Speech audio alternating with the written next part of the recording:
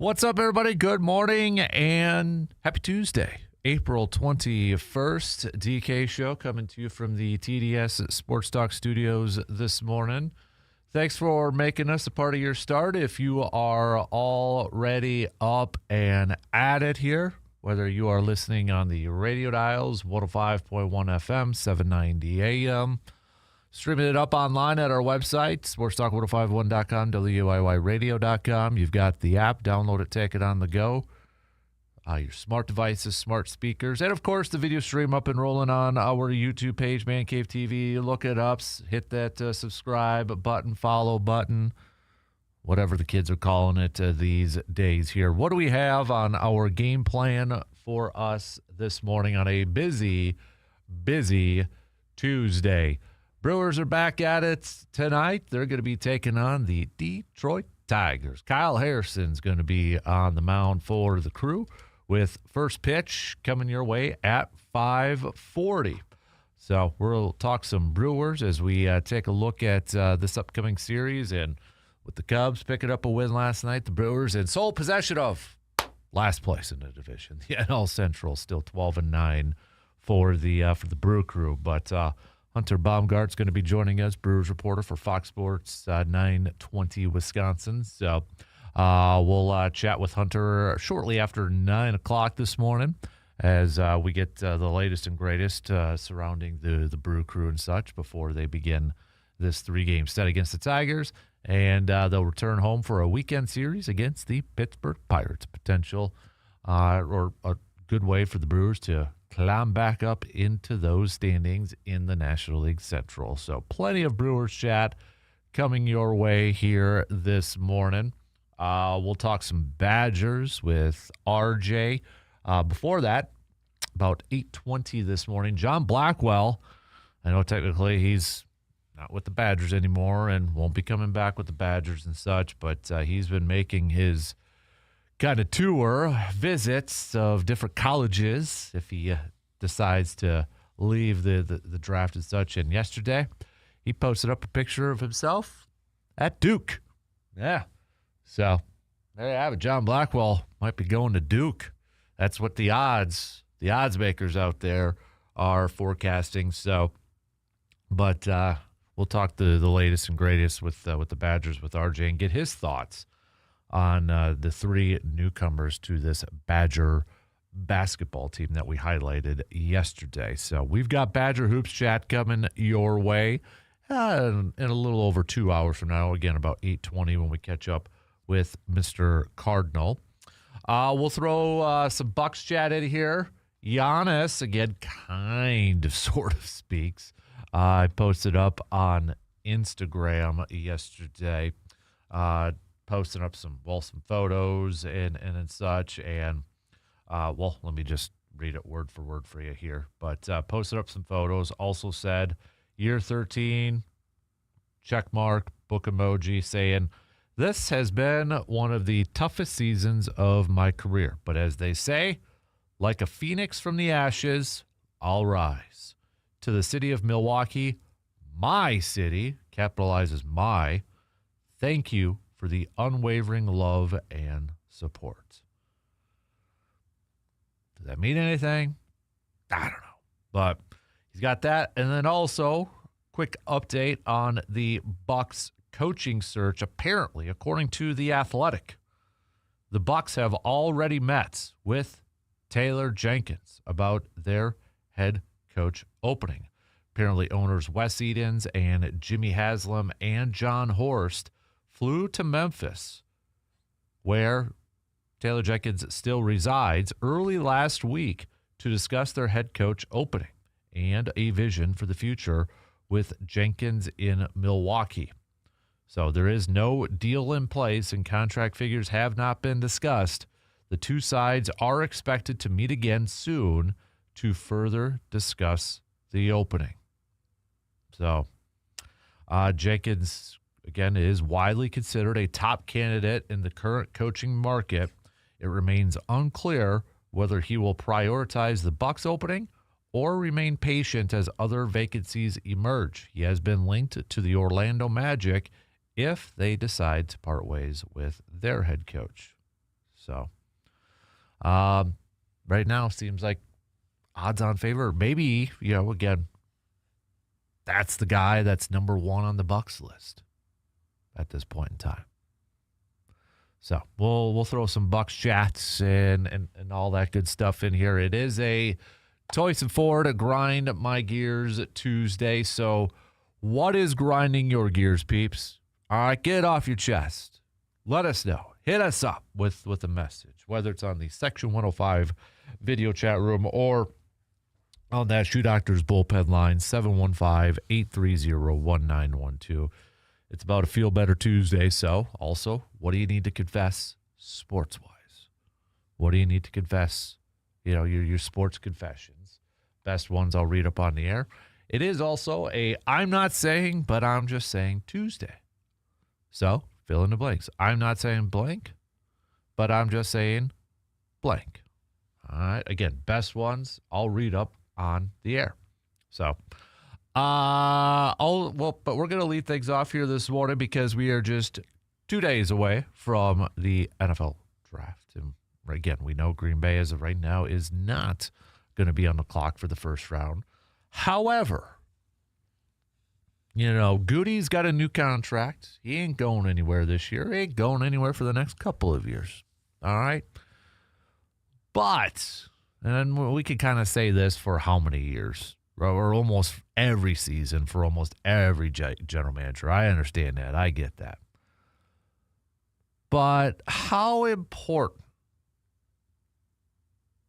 how pivotal, how much pressure is Brian Gutekunst on, or under, for this draft for Green Bay? Now, every general manager, you could say, well, every general manager every year is under pressure to get it right. You're 110% correct.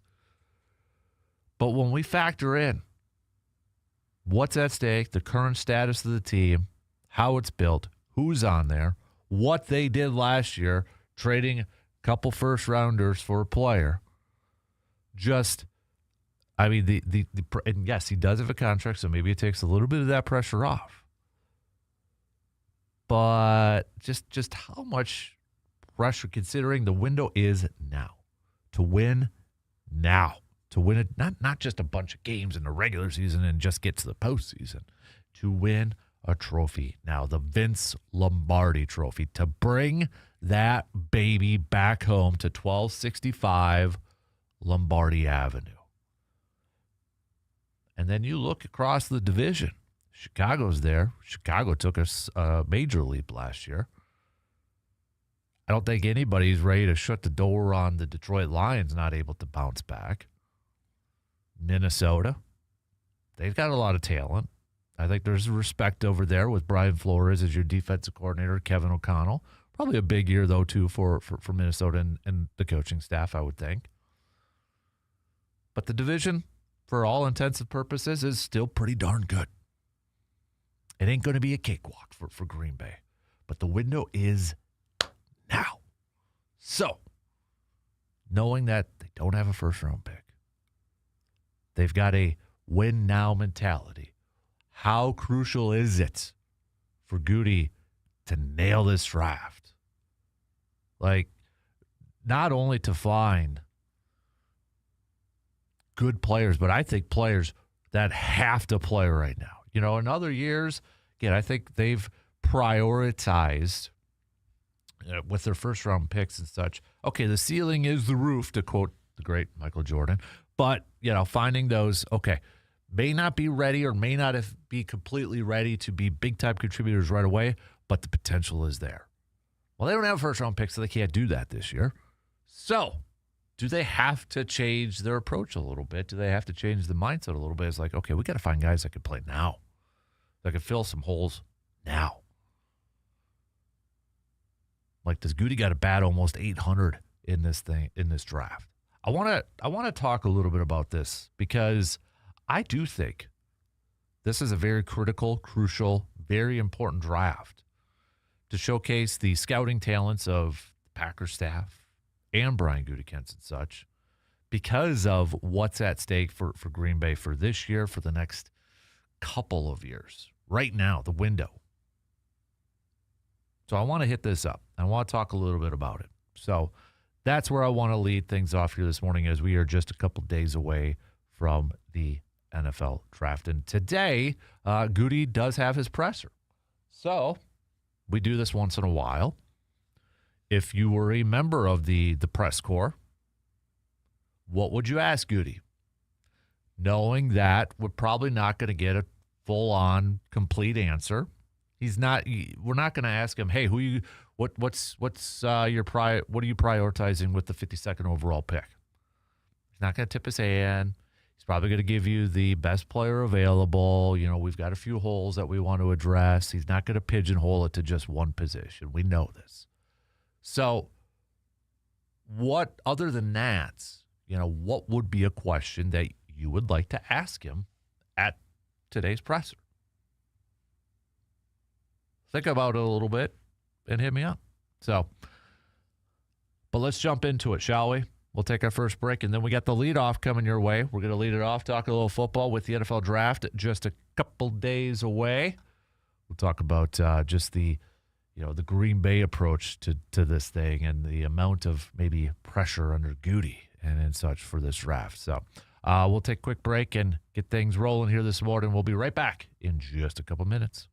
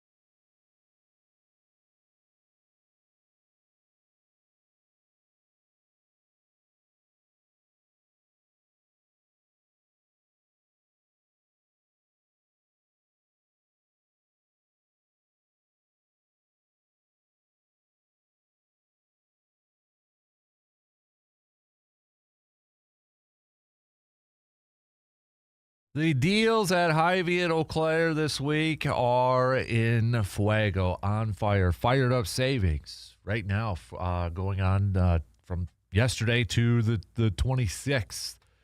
$3.99 Hy-Vee Choice Reserved Bacon Wrapped Beef Sirloin Fillets. Come on. Beef and bacon in one. The heck of a deal. Elsewhere, you've got some fantastic deals. Hy-Vee Coffee 48 count, where you can even earn 20 cents off per gallon for their fuel savers. Come on. I need a good cup of coffee here this morning. So that's a heck of a deal over there. It's fully loaded. You could go to the Hy-Vee Facebook page, the Hy-Vee Eau Claire Facebook page. You could load up on some pizzas, some Roma pizzas, 4 for $10 on there. That's a big thing in our house, loading up some deep freezers with pizzas because my kid has a very, very, very limited menu. Otherwise, this would be big. I've got in my office here a little cupboard full of snacks because I usually don't eat breakfast at 3 o'clock in the morning. But one of the big ones that I'm now officially out of is Chex Mix. So they got that on sale, 2 for $5 as well. So lots of good deals. You got a big thing in our house is yogurt, Chobani yogurt, 10 for $10, $2.99. Raspberries or blackberries. Heck yeah. Go check it all out. The ads, you can save at the gas pump too with their fuel savers, fuel perks. So Hy-Vee in Eau Claire, look them up on Facebook for all the deals going on. And they even got a little spring cleaning sale going on too. So lots of stuff. Always something happening at Hy-Vee in Eau Claire. All right, let's open up this morning, the lead off. Let's chat a little NFL draft. We are just a couple days away from the draft and such. And we have, we've touched on players, position groups. We've looked at some prospects, some potential fits. But the one thing we really didn't kind of touch on was the guy making the picks, Brian Gutey, Packers general manager. And he's going to be chatting with the media later on today. And if you could ask him one question, make it a good one, okay? Make it a good one. Knowing that he's probably, you can't just straight up ask him, who are you going to draft? He ain't going to answer that. And honestly, he doesn't know. Draft's number 52. The only team, there's probably like 2 teams that right now know who they're going to draft. Raiders and the Jets, because the Jets know who the Raiders are going to pick, so the Jets kind of have the next step. After that, probably have no idea. So don't straight up just ask, who are you going to draft? And even if he did have an idea, he probably wouldn't tell you because he ain't going to tip the cards. It's all about playing poker this time of year. But regardless, looking at this upcoming draft with no first-round pick, given the current state of the pack, the win now, right? The window, win now. I think this is, and we could honestly, and I'm going to be real, we could say this almost every single year, and we probably have said this almost every single year, regardless of if you're, Bears fan, Vikings fan, Packers fan, Lions fan, Cowboys fan. Every draft is important. Every draft is crucial for the general manager. Every draft is of the highest of importance for the team's future, for the now. And I think that's why a lot of fans, a lot of people enjoy the draft, because you're getting better. You're getting better by just adding players. You're adding more talent to your roster. We don't know how that talent's going to work out. We don't know how these rookies are going to pan out. Are they going to have long careers? Are they going to flame out? Are they going to live up to that potential? Are they going to play up to that potential? Are they going to be Hall of Famers? We don't know.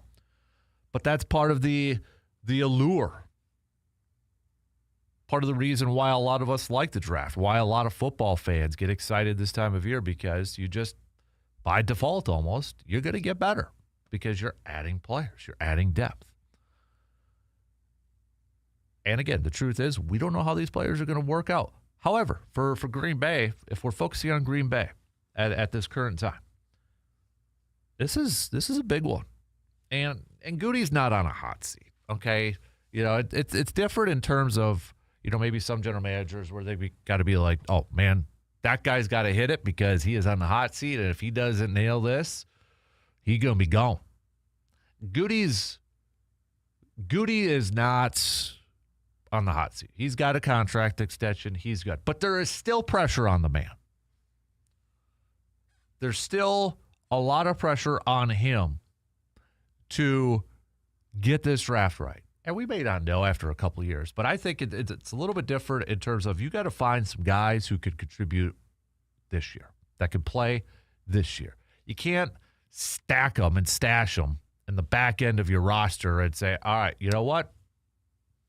In a couple of years, this is when our picks are really going to hit home. I want to see, this is me personally, but I want to see a draft class that we saw a couple years ago where we had impact players right away on the defense. I'm talking about Edrin Cooper, Javon Bullard, Evan Williams, those guys. They weren't first-round picks. They were second-round picks, fourth-round picks. That's what I want to see. I want to see these guys. I want to see Gutey using this draft and saying, okay, where are some guys that can help us right now? Because our window to win is right now. It's that to me is why this one is incredibly important. Because you did mortgage your future a little bit with 2 first-round picks to bring in Micah Parsons. You do that to win now. You don't do that to win in 2 years or next year.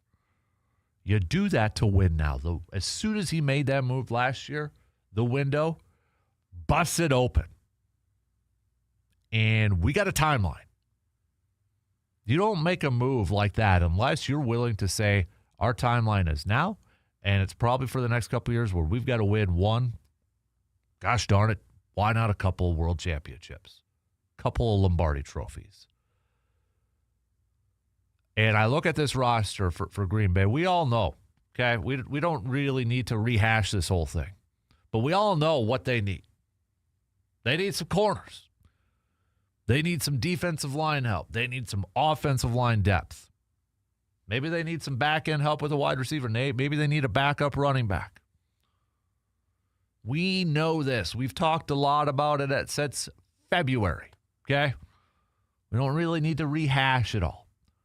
Now it's up to Gutey to look at that board and his staff and his scouts and his front office personnel to highlight the players that can help now. And I think that's a little bit of a different approach that maybe they got to take. Whereas I don't know if you can necessarily say, hey, we're drafting guys and hopefully they can be big-time contributors for us in the next couple of years. Your window is now. And I get it. You're always planning for the next couple of years. And a lot of general managers do this because they want to remain competitive in this and that and the other thing and blah, blah, blah, blah, blah.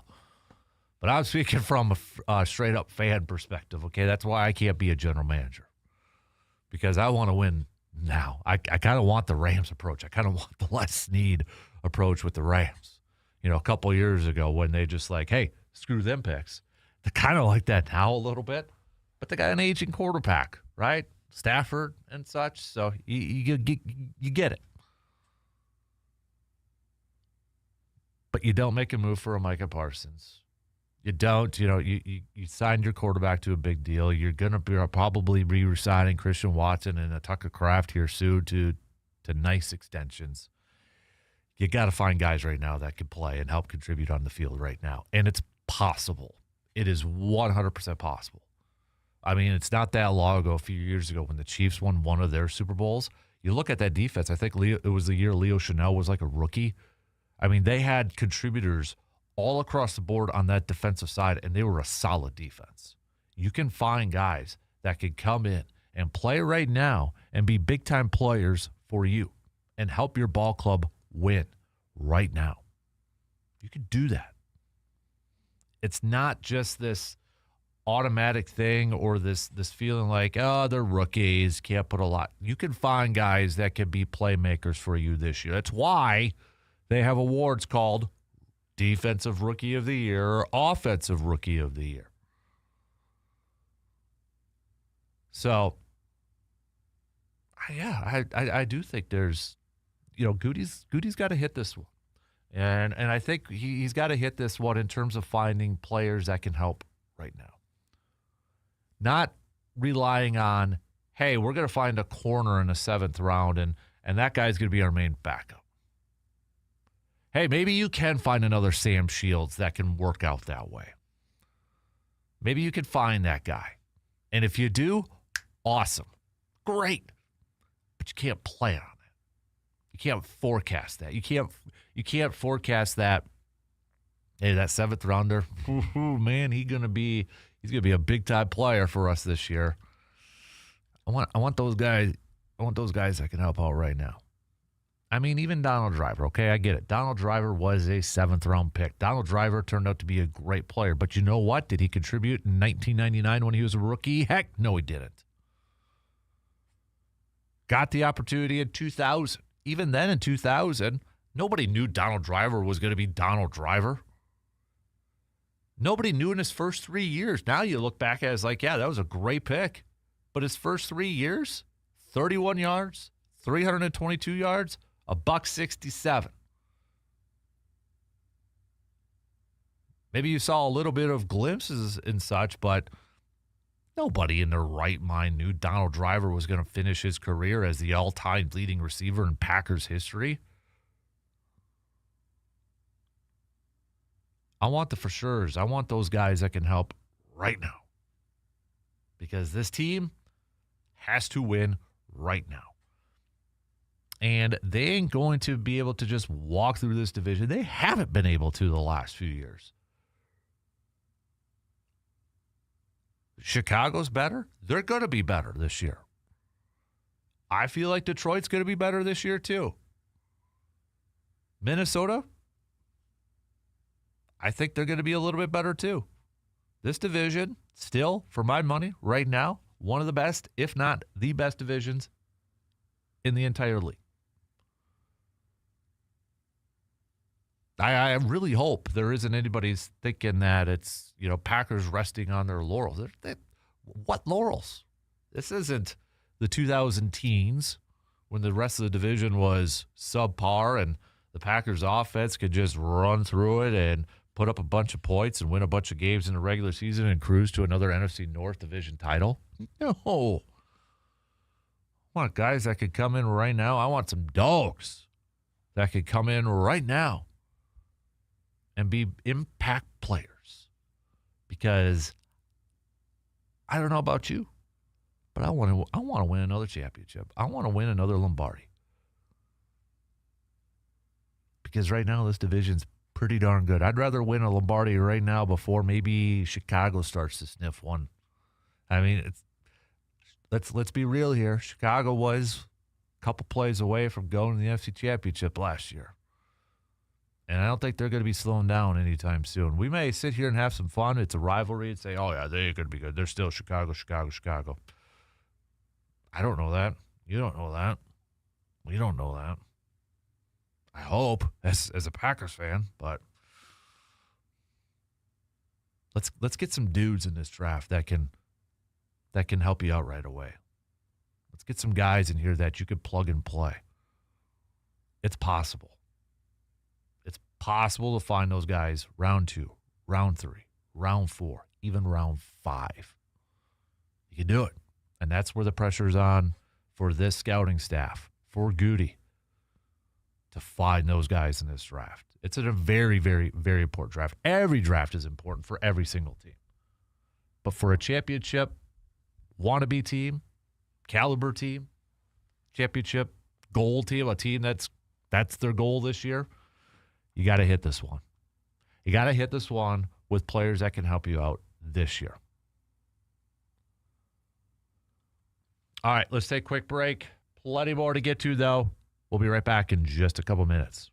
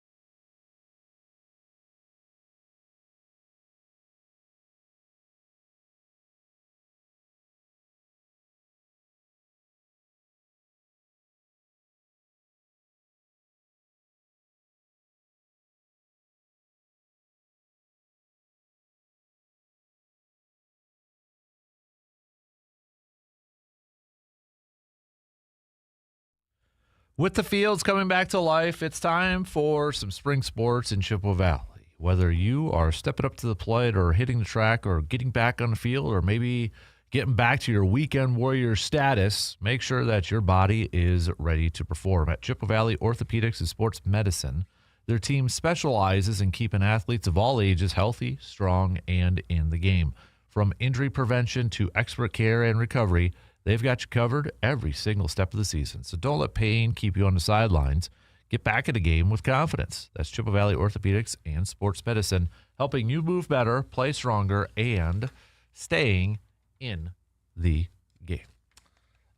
We've got a couple of texts. Jeremy says, I would ask Gutey, after making several moves and acquiring some more picks, do you feel like you have enough ammunition to trade up for you think he won't get to you? This includes all rounds, not just the second and third round. C-Bomb says, with how we have seen analytics take over the NFL, do you see teams beginning to utilize AI in decision-making or anything else? Anything else AR? Is that supposed to be AI, I think? I still want to do this. I joked about it last year, but I kind of want to do a segment on this where, and we could kind of do it for baseball too, for decision-making. But I kind of joked about it last year when it was Packer season, and I think I might do this. Highlight a play, maybe two plays. One that it was, let's use Matt LaFleur here for an example, okay? Let's say it was like 4th and 3. Matt LaFleur decides to go for it at his own 40, and he gets the first out. We'll go to AI and kind of type in the scenario here and ask, would they go for it? And see if it relates to Matt LaFleur. And then highlight maybe a bad play or a bad decision and do the same thing. Would AI say to do the same thing or not? Not tell AI the result, just kind of see what they would do. I kind of want to do that. I don't know if anybody would think that's kind of fun to kind of go about, but just maybe I still kind of want to do that. And we could do it for baseball with certain decisions too. Pat Murphy taking a pitcher out here. Here's the pitch count. Here's the situation. Et cetera, et cetera. Would you do that? And obviously, we don't know everything, right? We don't know if the pitcher told Pat Murphy, "Hey, I got nothing left, man. Skipper, I got nothing left. You got to take me out here." Or we can maybe do it from a pinch hitting situation. Something similar to that. But I still kind of want to do something like that. Just to see what it is. Maybe I will. Maybe we'll do that off and on. But Gutey chats here later on this morning. So if you had a question for the Packers general manager, what would it be? Honestly, one of them for me would probably be, on the lines of knowing you don't have a first-round pick, knowing that you have a team that is a win now. And again, I will go back to what he said last year about it's time for us to compete for championships. Does that, in considering what happened last year, knowing the window is now, does your approach to the draft change a little bit? And honestly, he'd probably say no. And I'm fairly confident he would say no. But I would like to throw it out there, and I would like to kind of get a real answer and know the true answer. Given the situation that the team is in a win-now mode, and trading their first-round picks for this year and next year, does it change how they approach the draft in terms of the type of players they go after? Do they try to highlight, okay, maybe this guy eventually would be a really good player, but we need a player that helps us now? Do they try to find more of those guys? As opposed to maybe finding, okay, this guy has the potential to be really good here in a couple of years. I'd kind of like to know something like that. Does it change the approach a little bit? Does it change the mindset a little bit? Maybe not necessarily finding, okay, that guy's going to be the starter in 2 years, because there's that thought with the running back position that maybe Green Bay is going to draft a running back to be their future starter after Josh Jacobs leaves. Okay, but if you're in a win-now mode and you want to win this year, do you maybe not go that approach and try to find somebody that is going to help you more this year instead of like 2 years from now. Do you draft for the future or do you draft for the now? That would be one of the questions I would ask. And, you know, he wants picks. He wants to like have all these picks. We could almost have like a bingo card or maybe a little bit of a drinking game where there's probably going to be a line from him today that says, I wish I had more picks. I think he says that every year, and I think every general manager is like that. I think Seattle right now has only 4 picks. Let me double check here. Okay, so the Steelers have 12 picks. They've got 3 third rounders on there. Dolphins have 11. Jacksonville has 11. New England has 11. Weird how you've got 2 Packers peeps, former Packers peeps. John Eric Sullivan, who's doing his first draft, general manager with the Dolphins, has 11. Elliot Wolf with New England has 11. Weird how they're up there towards the top. But the Packers have 8 picks. Is it Seattle that only has 4? Yeah, Seattle has 4. They have their first, second, third, and a 6th. Seattle they've got to be a prime team, I would imagine, to trade out of the first, trade that last pick in the first round, move back, and accumulate more picks. Yeah. They just seem like that's going to be the case. Atlanta doesn't have a first round. They only got 5. They got round 2, 3, 4, 6, and 7th. I could see the Chargers trading their first round pick, maybe moving back a little bit further. They've only got 5 and trying to add a few more too. So, but Seattle, man, with why am I blanking on him now? The general manager from Seattle, Schneider. I could see him trading that one and just accumulating more picks too. That's almost a no-brainer. If you're a team that's maybe wanting to jump into that first round and maybe get a guy with a 5th-year option, or maybe you just want to, there's that, again, we talk about it with the push.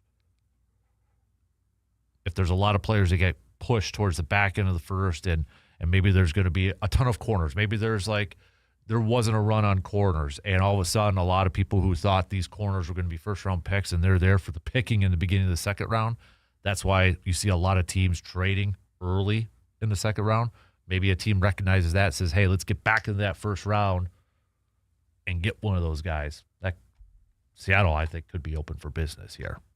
So, okay, we got to take our final break, but continue to send me your questions that you would ask for Goot, along with your Toys and Ford Grind My Gears Tuesday, your I'm Not Sayings, but I'm Just Sayings, and if you have a sports confession, send those on over, share it with the rest of the class. We got a quick break, and we'll be right back in just a couple minutes.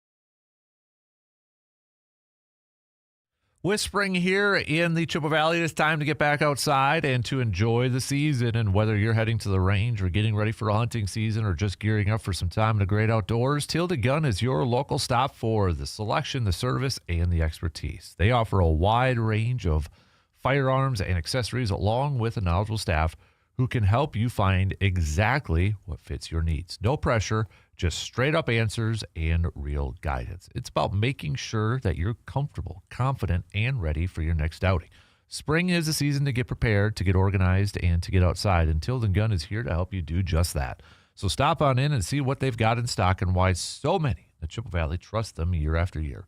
Tilden Gun, your hometown source for gear, service, and expertise. Don't forget, if you've had any luck this spring turkey hunting season, to send us those photos, all right, on the Sports Talk Facebook page, and we'll post it up there and do a little bragging for you over there. Or with, with fishing season coming up and such, don't forget we're taking those photos as well. So send those again via the Sports Talk Facebook page, okay? Coming up hopefully later on today, just waiting for one more person to get their draft in, but we'll have a new episode of the Man Cave Podcast, Draft Edition. I'll have my first round mock, if anybody cares on there, my 7-round, or in this case, 6-round Packers mock. Plus, we've got a Lions mock from Tom from across the pond. We've got some Bears pick insight from our Bears fan, Hetch. And Brandon will be doing the Vikings mock on there. So hopefully that'll be up today. Just wait for one more to come through here. So, but we do have a Kid Cave episode posted up last night. Video and the audio version is all up. Video up on our YouTube page. Audio on Spotify, Apple, or wherever you get your podcast. That is through the Man Cave Podcast. So check it out wherever you get your podcast. And if you could be a friend, tell a friend. Nice 5-star rating on Apple or Spotify, plus on YouTube, and click that follow and subscribe button. So, okay, coming up next hour, we'll talk some Brewers. Brew Crew getting back in their ways, taking on the Tigers tonight. We've got Nick Harrison's going to be on the mound here for the Crew. They skipped his latest start through the rotation, but he'll be back on the mound tonight. So we'll preview this series coming your way, 3-game series against another American League team before the Brewers return home, which right now looks to be a big weekend series against the Pittsburgh Pirates. So we'll talk some Brewers coming up next hour, and then 9 o'clock we'll talk some more Brewers with Hunter Baumgart, Brewers reporter for Fox Sports Wisconsin 920. So we'll catch up with Hunter again. Before Hunter, we also have some Badger Chat with RJ. That'll be coming up at 8:20. Continue to send your I'm not saying, but I'm just sayings and some of your sports confessions and your Toyson Ford Grind My Gears Tuesday. Remember, it's a little bit of a feel better Tuesday with a lot of that. So you can hit us up on the Shoe Doctors bullpen line, or hit us up on the Section 105 chat room. So, and we're still continuing to take your questions that you would have for Brian Gutey in his draft presser today, later on this morning. So, knowing that he isn't going to be 100% truthful, but again, make it a good question, all right? You get one shot at this thing. One shot. You're a member of the press corps. What would you ask Gutey today in preparation for the draft coming up in just a couple of days? So we'll get to some more of those a little bit later on. On the schedule here, too, just a reminder, we've got some softball action. Blue Golds are going to be taking on Stevens Point. Stout's going to be taking on River Falls. Both those will be at home. So we just got about 2 minutes left. We'll say good morning to Morgs. Good morning, Morgan. Hey, Kasper. What's the latest and greatest from your world? Not a whole lot. How about you? Nothing. It's just softball action, so ball field time. You guys back at the ball field yet? Yeah, we got our first game on Saturday. So. Excited? Yeah, sure. So where's Hudson going to be? What do you mean? Position. Oh, there's no set position. Oh, so. You're still rolling around with him? Mm-hmm. What does he have in mind? He likes infield, so. Okay. Mm-hmm. Siggy's playing shortstop this year, which is new for her. She was playing more of like the third last year, so it's been a little bit of a growing pain. Yeah. So what, if you think back to your childhood, what is the most nostalgic meal that you have? Is there something? It doesn't even have to be like the best thing. It's just something that is nostalgic because, you're thinking. Probably Dino Nuggets. Dino Nuggets, you still eat them? If, yeah, they're in the freezer. Okay, so when we were growing up, my mom would make this, which is looking at it now as an adult, I'm like, A, it's easy. B, it's kind of gross, but we loved it when we were kids. We call it babysitter casserole, is what the babysitters would always make. It's mac and cheese with peas and tuna all stirred together. So, like, the actual mac and cheese Take like a bag with like cheese in it? Yes, mac and cheese. You make mac and cheese like you would make Kraft at any old time. And then you add tuna, stir that in, and then peas and stir that in. Okay, so it's like a tuna casserole, but with mac and cheese. I mean, cheese. Okay. Let's call it what it is. It's kind of like it's like, poor man's tuna casserole. Yeah. And didn't think anything of it at the time, but grew up on it. And it's one of those weird meals that I have like a strange nostalgia for. It certainly is not good. Like the Eau Claire foodie site would tear it apart. But it's something that just kind of sits in your head as something that was really good. What I think I miss, and we don't eat it anymore, is Hamburger Helper, the cheeseburger one. Okay. I was just reading the other day, weird that you say that because this is ridiculous. Do you know how many varieties of Hamburger Helper there is? There's got to be like 75. 52. Okay. I could think of maybe 5 off the top of my head. I had no idea it had gone gangbusters. Yeah, like I don't know that. if I could get double digits. Beef stroganoff, cheeseburger. There's probably got to be a pizza one. There's probably got to be a ranch one. Oh, well, and now I guess they also have like other helpers, tuna helper, chicken helper, all those other helpers, which was always just hamburger. What was something you used to make yourself when you were young and first you learned to cook that you were a champion of? Because I Eggs. have a kid that in my life that makes, fish sticks, like Friday fish, makes fish stick sandwiches. Puts them on 2 pieces of bread, tartar sauce, and makes a sandwich out of them, which is not actually even that bad of an idea. Yeah. Chicken patty would probably be another one for school lunch for nostalgia. Did you have like the pizza on Fridays, like the square pizza that is never even that tasty?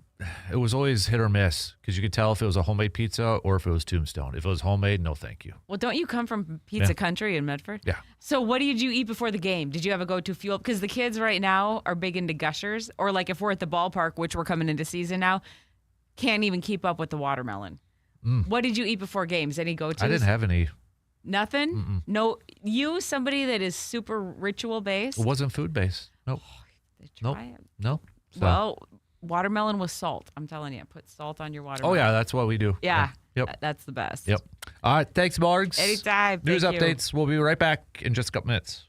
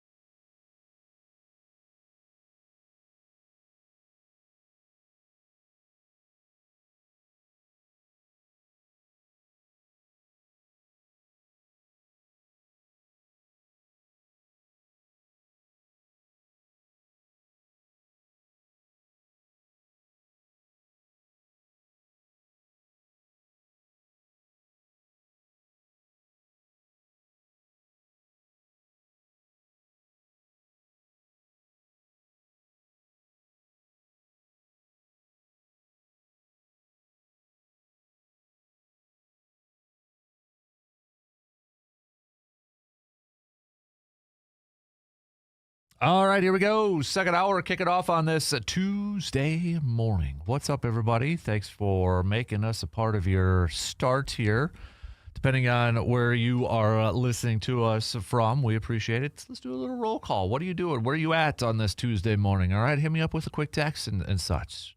Or hit us up on the video stream if you're tuning in on the video stream. We spent the first hour talking some football as we are just a couple days away from the NFL draft. What would you ask Gutey today in his pre-draft presser? All right, make it a good one. Send it on over. So we got that. We're going to talk Badgers with RJ coming up a little over an hour from now, about 8:20 here this morning. So John Blackwell posted up a photo of him visiting Duke. Odds apparently now favoring that he's going to play at Duke. To which I ask, do you fault him? Can't be really mad at him, right?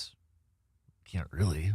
We're going to talk some Brewers here in just a little bit, but also coming up at 9 o'clock, we'll talk with Hunter Baumgart, Brewers reporter for Fox Sports, 920 Wisconsin. So we'll get his insight and expertise surrounding the Brew Crew as they get set to begin a 3-game series against the Detroit Tigers starting tonight. First pitch, 5:40.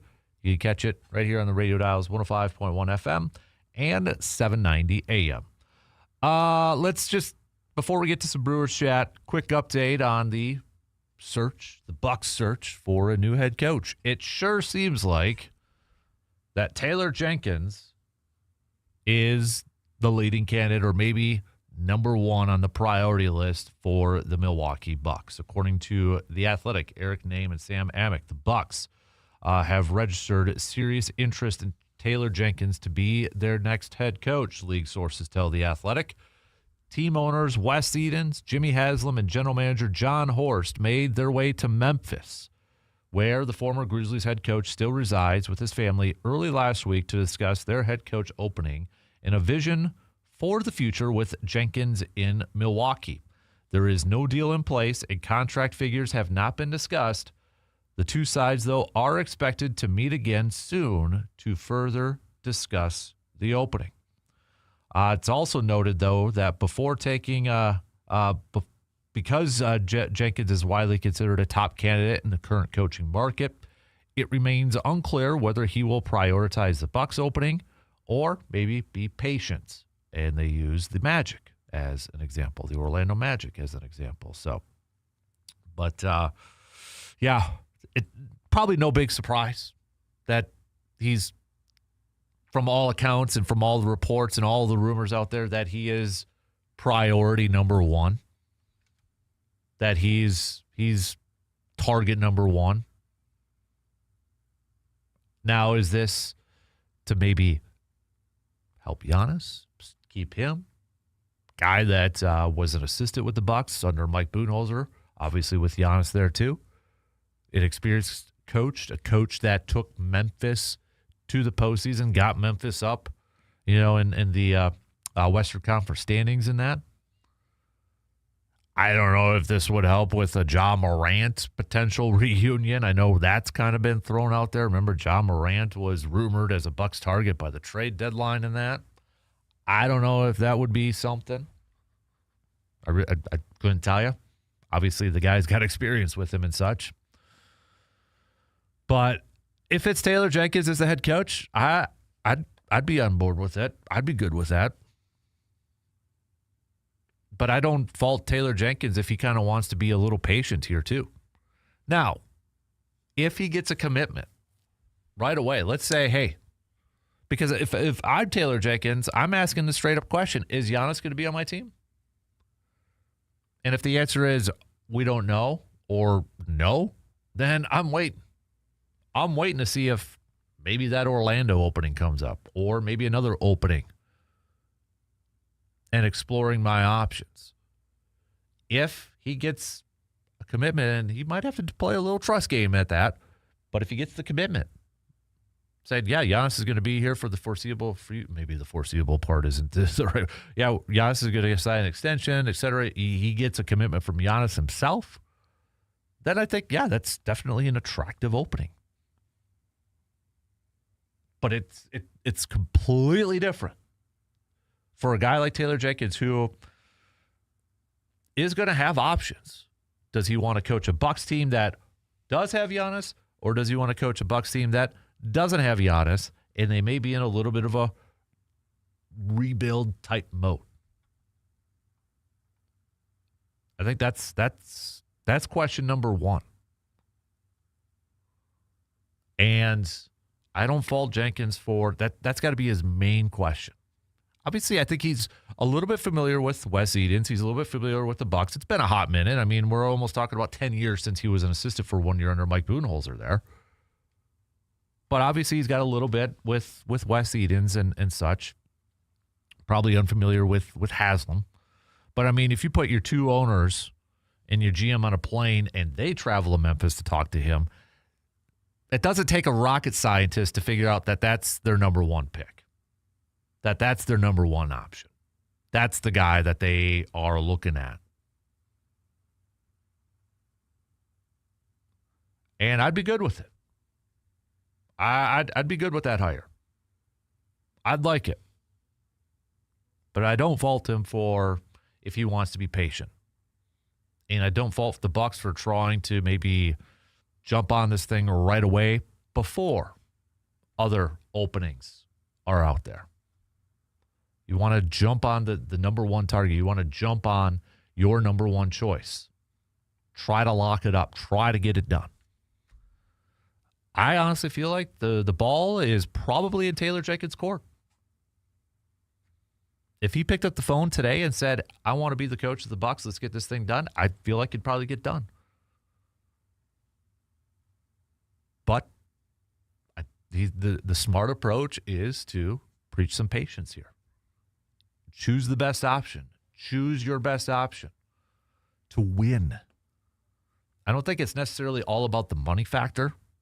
I think a lot of it is going to be dependent on what he feels like is the best situation to win. And if he feels like that's not the Bucks, then yeah, he may be looking at if, again, in case Orlando opens up.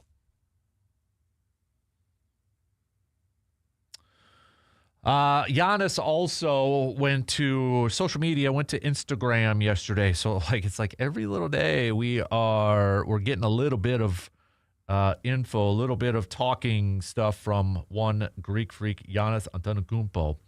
But it's got anything that Giannis posts, any little word that Giannis says. So like Giannis in an interview, he was doing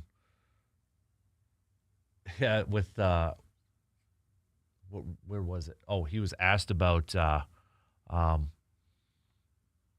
where he would spend a vacation in an ideal situation. Giannis said, Miami. I think L.A. is superficial. I don't like L.A. So then everybody's running with that, saying, see, Giannis doesn't want to go to the Lakers, doesn't want to go to the Clippers. Take them out of the running. So Lakers fans are upset. Clipper, whatever. It's like, geez Louise. But that's the world we live in. Anyways, Giannis on Instagram last night posting up year 13, check mark emoji, book emoji. Year 13 in the books. This has been one of the toughest seasons of my career, but as they say, like a phoenix from the ashes, I'll rise. To the city of Milwaukee, my city, capitalizes my. Thank you for the unwavering love and support. So then it's got everybody saying, does that mean he's going to be loyal? And that's means he wants to stay in Milwaukee, and he's going to stay in Milwaukee because he said, my city, MY, all capitalized? What does it mean? What does it mean? What is he trying to say? He's trying to say that he wants to stay. There's going to be more of this. So buckle up, peeps. All right, let's take a quick break and let's talk some baseball, okay? We'll talk a little Brewers to preview this upcoming series. Game 1 between the Tigers tonight. Kyle Harrison on the mound for the Crew. Let's preview it. Coming up after these quick words.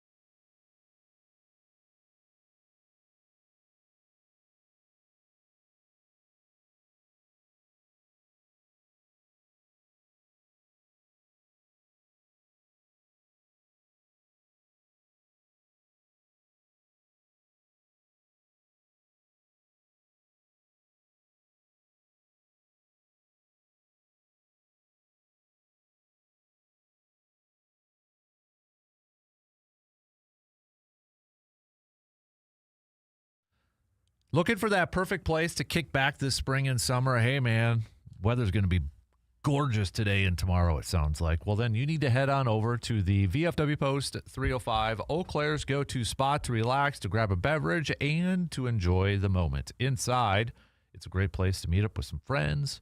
But, when the weather warms up, it's all about that patio. With one of the best river views in town, there's no better place to soak up the sunshine, to unwind after work, or to spend a weekend afternoon. Some cold beverages, some great people, and a view you can't beat. That's the VFW Post 305 in Eau Claire, located on Star Avenue, your spot to hang out this season.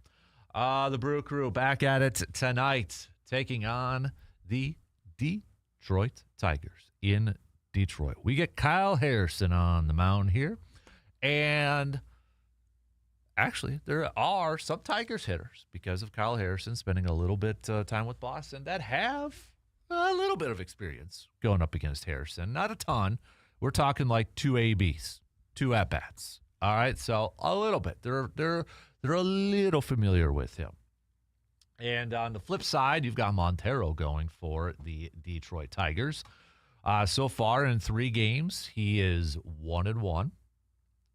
Just pitched over a little over 16 innings, 15 strikeouts. He's coming off of a no decision against Kansas City, where he went 6 innings, 7 hits, 4 earned runs, 5 strikeouts. But before that, he had given up no earned runs against Miami, picking up his lone win, and back on the 5th against the Cardinals, charged with a loss, going 4 1/3, 3 hits, 2 earned runs.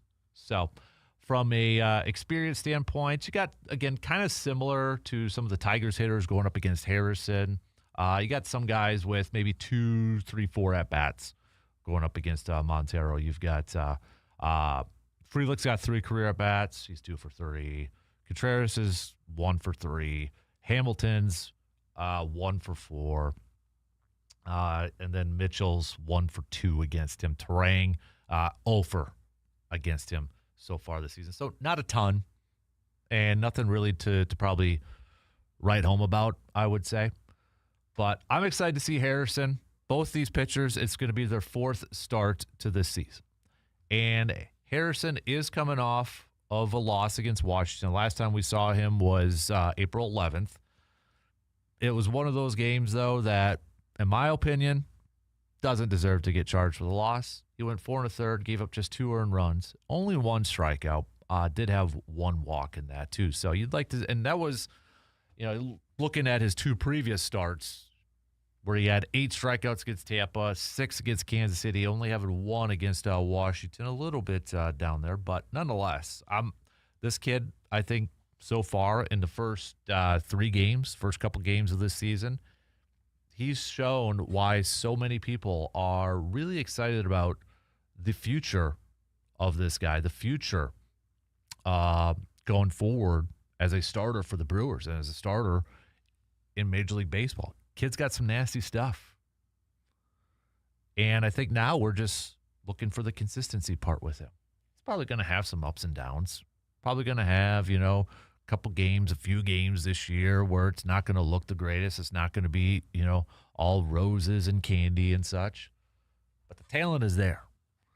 And I know we kind of touched on it a little bit yesterday, but how can you not be really intrigued, really excited to see the future starting staff, the future pitching staff for this Brewers, and be like, man, they potentially could have a 1 through 5 that, hey, I'm not saying it's going to be next year.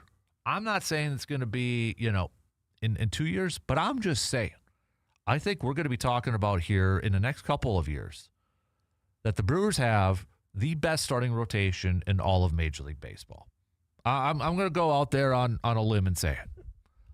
I'm not saying it's going to happen now, and I'm not saying it's going to be next year, but I'm just saying that in the near future, we are going to be talking about the Milwaukee Brewers having the best starting rotation in all of Major League Baseball. And it's going to be a combination of the Miz kid, Jacob Mizorowski, Chad Patrick, Harrison. I'm going to put Coleman Crow on there. Logan Henderson. Those probably the top 5-ish. And then you throw a little Robert Gasser in there. We'll see about a Quinn Priester. That's 7 starters right there. And, Brandon Sproat, I didn't even mention him. That's 8. How do you not get intrigued? How do you not get excited about the potential of this thing? And I know we're focused on right now, and I'm trying to focus, 2026 season. Let's go. Let's rock and roll here, okay? But, man, what this team has done, loading up on some youth and some younger starting pitching talent, and odds are a couple of those guys won't be with this team in a couple of years, okay? We know that. That odds are that's going to happen. But when you look at these dudes and when you look at these starters, that's why I'm saying I think in a couple of years, we're going to be talking about the Brewers having the best 1 through 5 starting pitching staff in all of Major League Baseball. The talent is there. The potential is there with this group. Call it a bold prediction. Call it a whatever. That's the ceiling for me. I feel that way. I strongly feel that way. The potential is there. As long as, like, Chris Hook is still there, Jim Henderson, they've got that foundation of developing these pitchers. As long as they continue to do that, and those guys are still a big part of it, man, it's exciting. And the thing is, too, is that a lot of these guys right now, they're getting opportunities now. They're getting that work in now. They're getting a little taste of it. They're getting a little feel for the major leagues. And you look at all those pitchers, right? And they all kind of do something a little bit different. They all bring a little bit something different to the table. Yeah, I truly think we're going to be talking about this in the next couple of years. Brewer starters, 1 through 5, best in Major League Baseball. And that's a credit to the organization. That's a credit to Matt Arnold. And that's a credit to this pitching. They've really hyper-focused on developing pitchers and focus on we talk about, we kind of joke about the pitching lab and such, but that is something that they have really, really kind of hammered in and focused on. And you look at the makeup of Major League Baseball and, salaries and contracts and that sort of thing, and it makes sense for the Brewers to really kind of hyper-focus in on that. That's going to be their bread and butter. That's going to be what they want to prioritize. That's going to be, their signature thing is pitching.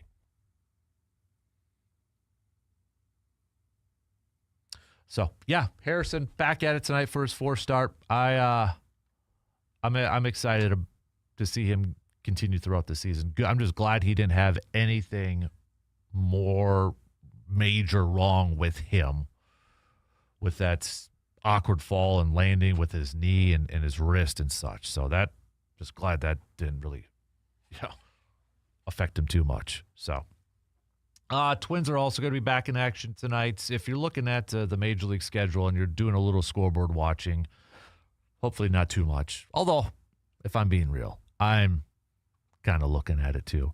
But because I don't like seeing the Brewers in last place in the division and they're above 500, that's just the NL Central. So, but if you're looking at the schedule here for today, come on, Phillies.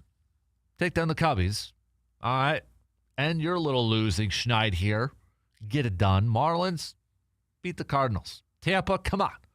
Take down Cincinnati. Okay? Help out the Brew Crew a little bit. Just say. But, MLB.com, you go to it, right on the homepage is the best division in baseball right now is probably not on your bingo card. And it's right. It is incredibly early in the goings here. But every team's got a winning record.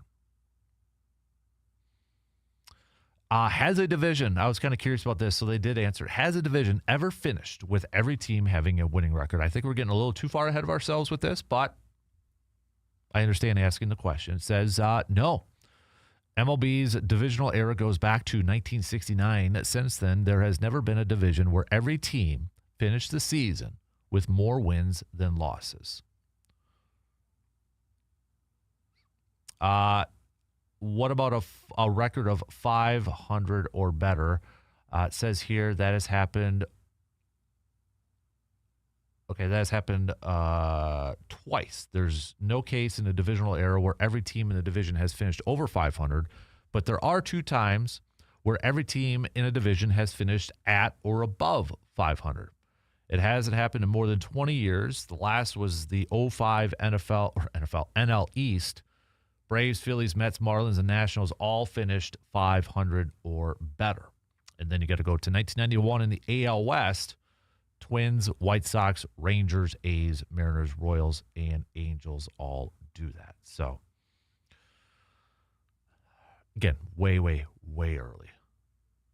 So here's an interesting question. It says, how often do teams with records like the Brewers and Cubs make the playoffs?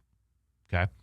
It says, let's go back to the current central standings and the .571 winning percentage. That's only good for last place as of Monday, yesterday. Does a record like that normally guarantee a team a playoff spot? It says, you bet it does. In the divisional era, 263 different teams have finished the season at .571 or better. Over a 162-game season, that's a 93-win team. Of those 263 teams, 234 have made it. So, again, we got a lot of baseball yet to get to here. So, all right, let's take a quick break. Plenty more to get to, though. I want to hear your Toyson Ford Grind My Gears Tuesdays, your I'm Not Sayings, I'm Just Sayings, and some of your sports confessions. All right, join in on the convo. I want to hear from you. We'll be right back in just a couple minutes.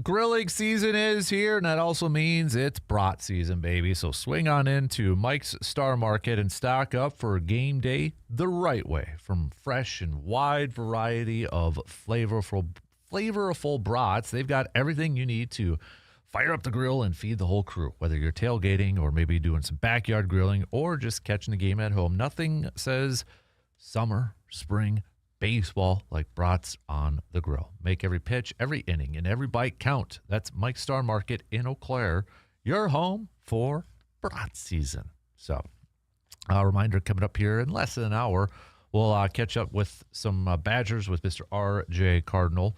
John Blackwell yesterday, he posted up on Instagram picture of him in a Duke uniform at Duke. So now odds makers all kind of have it favored that he's gonna play for Duke next year. So he visited UCLA. The one, or I should say a couple teams that he did not visit that I thought was a little surprising since he's from Michigan. At least that's been out there, Michigan State and Michigan. Apparently he hasn't visited or such. So, maybe he doesn't want to go back home. Maybe he doesn't want to go back there. Maybe he's like, hey, you guys didn't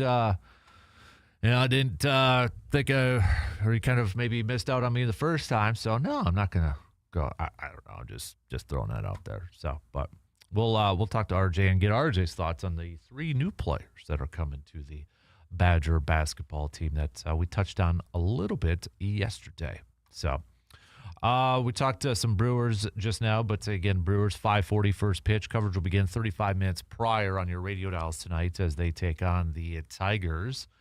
Quick look at the standings again across, the National League Central. The Reds are in first place, 15-8. You've got the Pittsburgh Pirates, 13-9, tied with the Cubs. The Cubs are now on a 6-game winning streak. The Cardinals also 13-9. So Reds alone at the top, 15-8.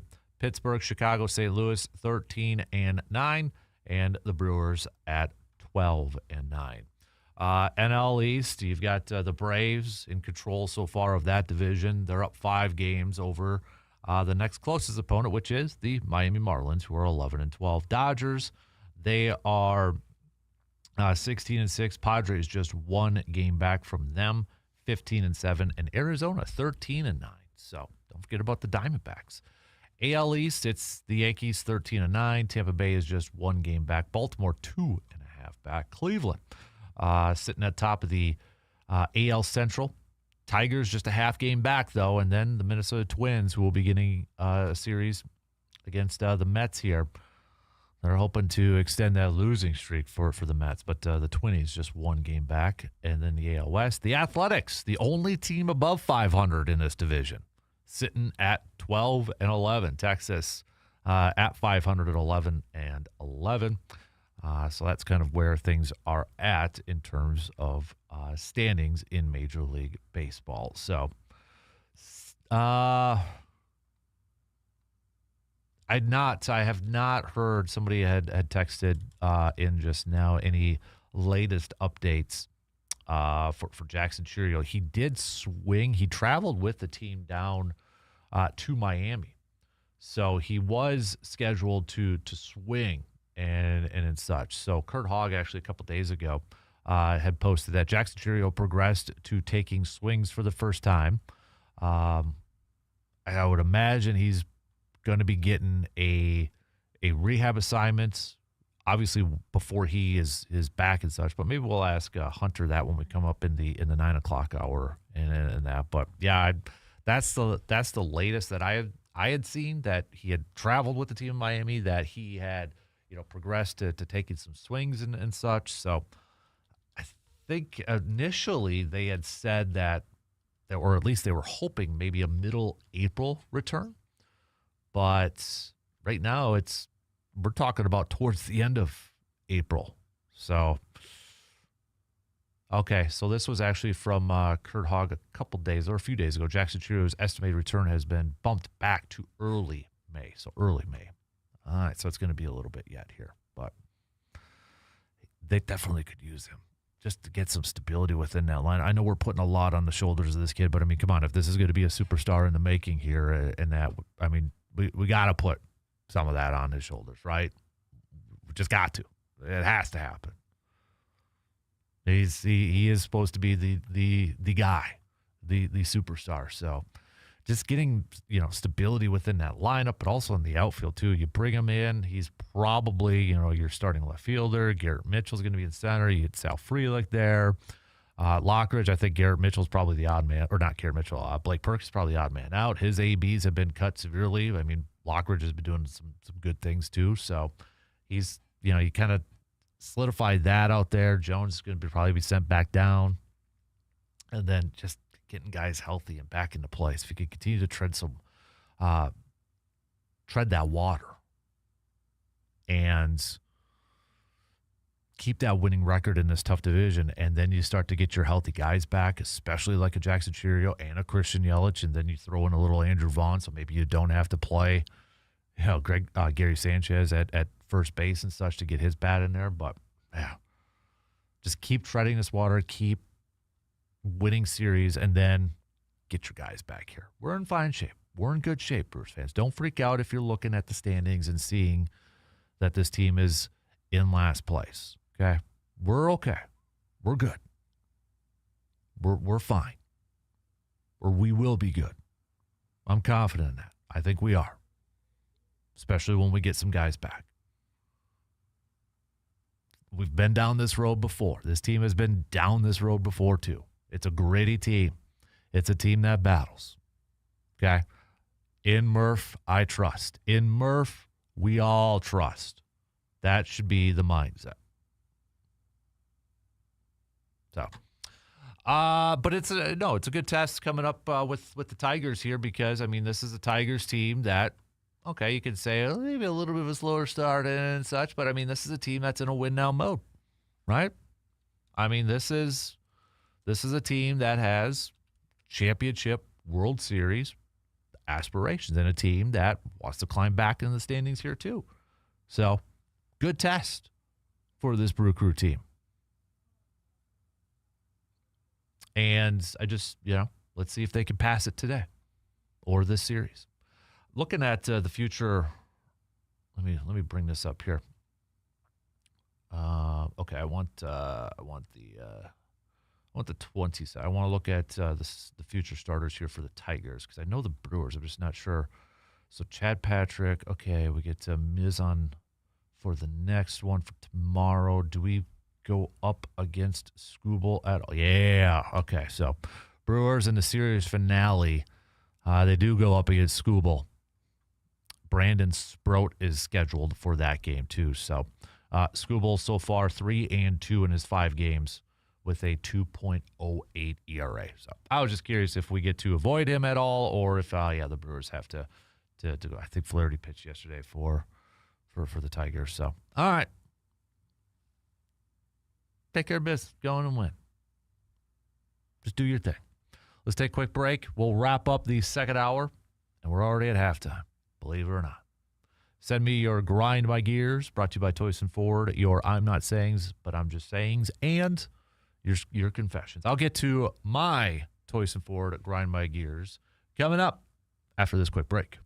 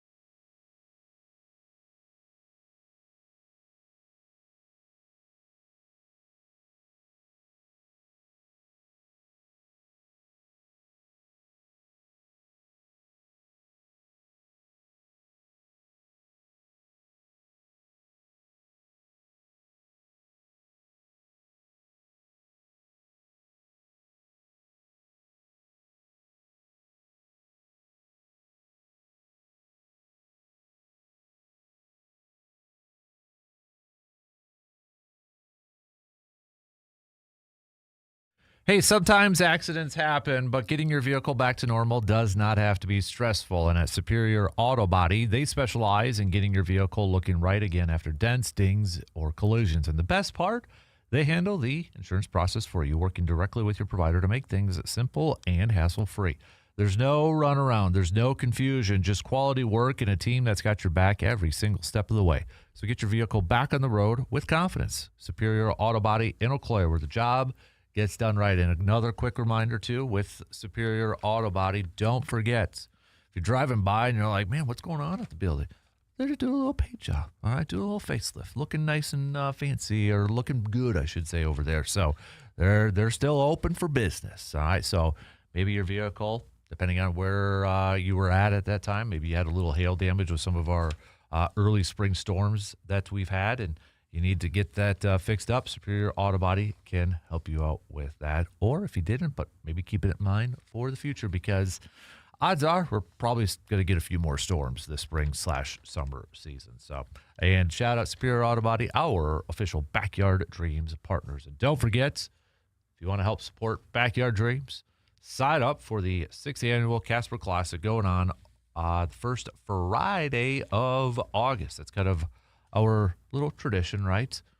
First Friday of August before high school football season and such. But August 7th at Lake Hallie, 2-person team for just $90. That includes your meal. That includes your 9 holes, your carts, some beverages and such. So spots are filling up fast. So if you want to get your 2-person team in, head to our website and just click on the icon right on there on the home page. So if you are interested in maybe throwing together a prize, raffle prize, or sponsoring a team or sponsoring a hole, reach out and we'll put you in touch with the people that you got to talk to and such. But we appreciate Meyer Construction, Hy-Vee.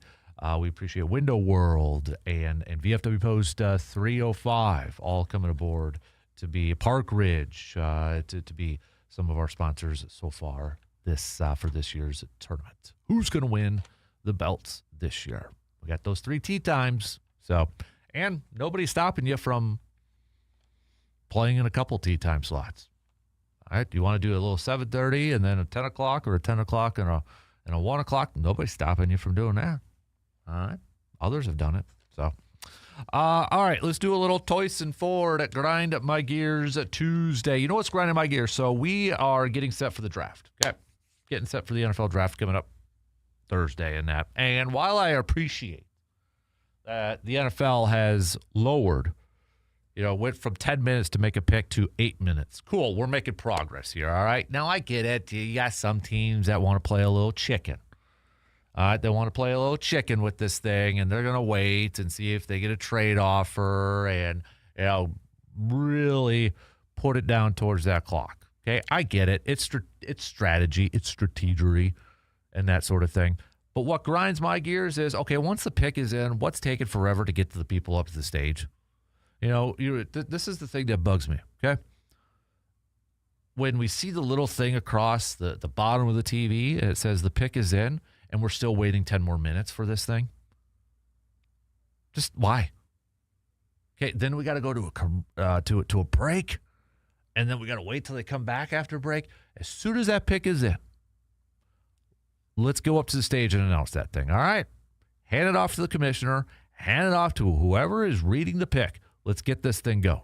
It should be hustle in, hustle out. You shouldn't have to be finding, I know in the later rounds, they'll have like a player or somebody else announce it.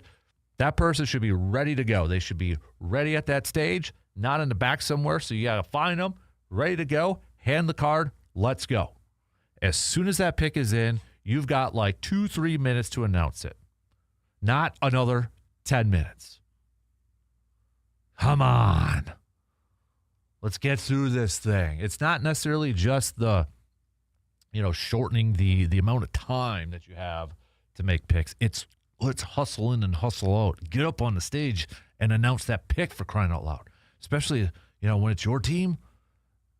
It's like, come on now. Come on. Like, I will avoid. I don't want to go tips. That's the other thing that grinds my gears. Don't tip the picks. especially in a streaming world where it's like a little delayed depending on the streaming service that you're watching or if you're watching live on TV. I remember that during the COVID draft when the Packers were up and we were doing kind of the live with Justice and Brandon and that. They all knew the pick before I did because the thing I was watching on was a streaming thing. I can't remember what one it was, but it was behind. Don't tip picks. That's why I don't go on Twitter. And I turn my phone off. I don't turn it off. I put it on silent because I don't want anybody texting me. I don't want anybody sending me messages. Don't tip the pick for me. Okay? I want instant raw reaction. I want to be surprised. I want to be disappointed. I want to be sad. I want to be happy. Whatever. Don't tip the pick. Okay? Just don't. But that's the thing that every year with the draft, if the pick is in, just announce it. We don't need to wait another 10, 15 minutes for Roger to get up there and egg on the crowd to sit there and say, "Come on, boo me louder." We don't need that. Just announce it, okay? Give him the card, get up there, get the thing announced. Move on to the next pick. All right? Efficiency. Let's practice it a little bit more. We'll talk some more NFL draft in the first hour in case you missed any of our chit-chat with it. Gutey. So we've really talked a lot about potential prospects, potential picks, potential position groups, where they should address, what the Packers should address, this, that, the other thing. But the person that we really haven't talked a whole lot about is Brian Gutekunst. He's got to do a contract. He's not on the hot seat. And yes, it is accurate. We can say this every single year for every draft for every team. It is a very important draft. This GM is under pressure and that sort of thing. I feel like it's a little bit of a different pressure for Gutey.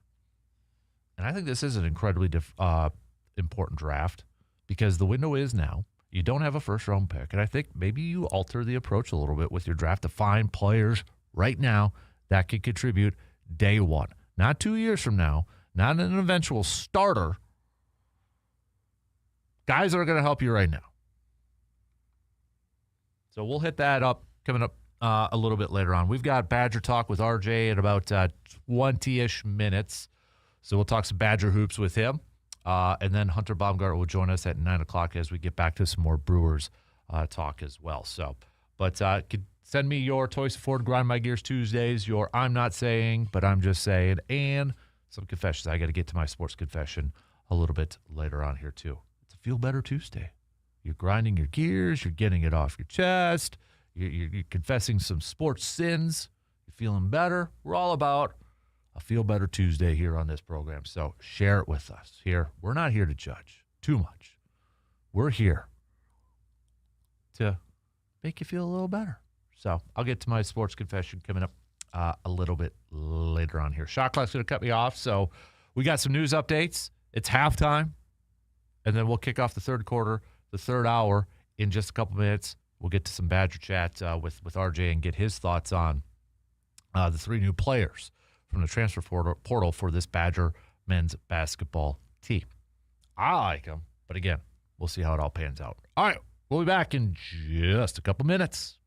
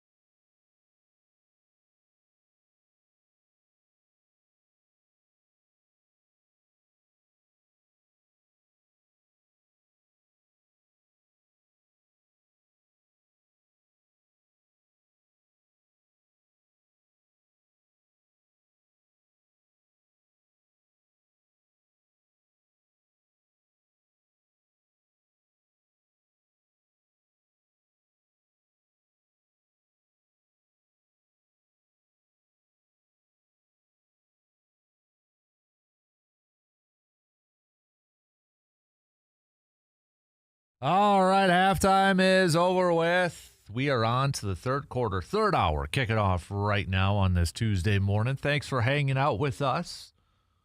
Appreciate it. Coming up in about, 15 minutes or so, we're going to chat with Mr. R.J. Cardinal. We'll talk some hoops with him, latest and greatest in the in Badgertown. So that's coming up here in just a little bit. We'll talk some Brewers in about an hour with Hunter Baumgart, Brewers reporter for Fox Sports Wisconsin 920. So Hunter will be joining us in, again, just about an hour here.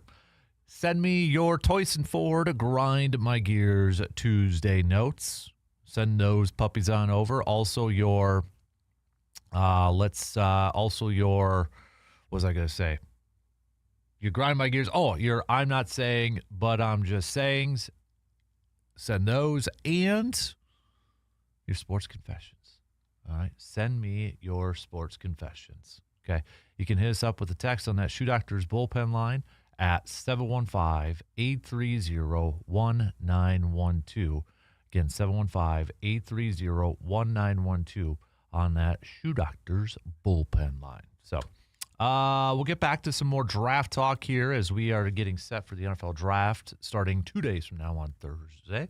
Packers will be on the clock on Friday unless they make a drastic move to move on up and such. So, but we'll get back to a little bit of that. Well, we've got the Brewers back at it tonight. Off day yesterday, taking on the Tigers. Kyle Harrison on the mound for the Crew. First pitch will be at 5:40. 5:40. Coverage will begin about 35 minutes prior on your radio dials, 105.1 FM, 790 AM. This is kind of funny. This would be interesting if it does happen. But so Edwin Diaz for the Dodgers closer, he's going to be out for a while until the second half of the season. According to some reports out there,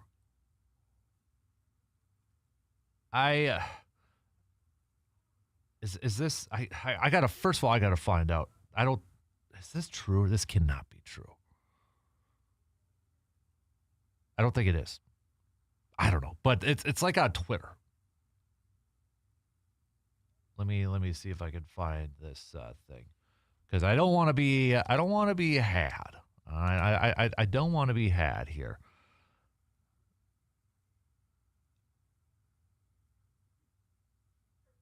Okay, but there's a talk out there on social media that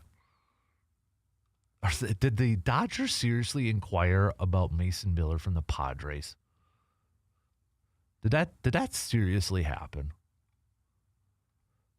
I mean, that's like the Bears calling the Packers and asking about Josh Jacobs or something like that.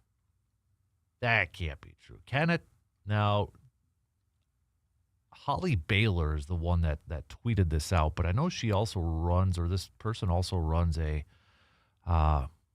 parody account, MLB on Facts. So, yeah, no. Well, I guess shoot your shot, I guess, but I'll have to see if that's. I just saw this pop up, so I don't know. I have to double check this. I got to see if this is actually true or not. But can you that? I guess if you're the Dodgers, you just try, right? I mean, you try if that is true. But I don't know. I don't know if that's all on the up and up. Call me skeptical on that one. So, but anywho, yeah, Dodgers probably are looking for a closer after Edwin Diaz is going to be out until the second half of the season. So, never say never, but could they pick up the phone and call the Brewers and inquire about a Trevor McGill or a Abner Uribe? I wouldn't put it out of the realm of possibility. Not one bit. Would the Brewers entertain that? That's the thing that just is frustrating, and maybe it is a grind my gears for a lot of people, is you look at the Brewers and you look at the Dodgers. And obviously, that is a team that makes a lot of free agent moves, makes a lot of trades. And you would think that their farm system would be depleted or shortened. Nope. They've still got one of the best farm systems in all of Major League Baseball. In fact, one or two. Brewers, by a lot of accounts, now have the best one, but the Dodgers are right there, and it wasn't that long ago where the Dodgers had the number one farm system. It's just what they spend money, they print money, and they spend more money, and they scout really well, they draft really well, and build up their farm systems really well. You can't even say they just, they're not even like the Rams potentially where they just trade off everything and that. But even like when the Rams draft, it feels like the Rams draft some decent, like good players. They find those value picks, those value players in the draft too. And that's the frustrating part with the Dodgers. You'd like to see them deplete their farm system with some of the moves, but nope, they do a really good job. So they can afford to make these trades. And that's where you see teams that are, when the Dodgers call, it's easy to say, no, don't pick up the phone, but they got good players in their farm system. That's the frustrating part. So we don't want to help out the Dodgers. We don't want to get we don't want the Dodgers to have all these really good players and that, but it's like if they're offering some of their best farm players, it's hard to say no for a lot of these teams. But the Dodgers just keep replenishing. They keep refilling that farm system, and it keeps coming with quality players and quality talent. That's hard for these teams to say no to. So if the Dodgers really are looking for somebody, would they make a call to Matt Arnold and the Brewers about Trevor McGill or Abner Uribe? Yeah. I wouldn't fault them. Now, would the Brewers do it? Trevor McGill was potentially, he was earmarked as a player that in the offseason, a lot of people thought was on the trading block. And I think a lot of it had to do with what we saw from Abner Uribe down the stretch of last season. And when you look at, I guess, Trevor McGill's contract right now, he is getting paid $4.7 million this year. He's got one more year of arbitration left, arbitration 3 for 2027. Then he is scheduled as a free agent in 2028. And he's 32 years old. So, honestly, I wouldn't be surprised if the Brewers, even if they're still winning, and they're in a position to make the postseason, I wouldn't be surprised if Trevor McGill gets traded. He's more likely to be traded than Abner Uribe. Uribe, he's pre-arbitration for 2027, arbitration number 1 for 2028. They can hold on to him for a hot minute, for a while right now. You factor in the age for McGill. He's had some hiccups this year. If you get an offer, even if it's from a Dodgers team, I do think the Brewers would seriously consider it. Get something in return for an aging pitcher, for an aging closer, because, you got Uribe as your backup option. To me, it was a little surprising that, just a little, that they didn't trade Trevor McGill this offseason. I thought maybe a team would have given them an offer that they couldn't refuse. And knowing that they had Abner Uribe already on the roster, I thought it was kind of likely, but hey, they held on to him. And we'll see what happens.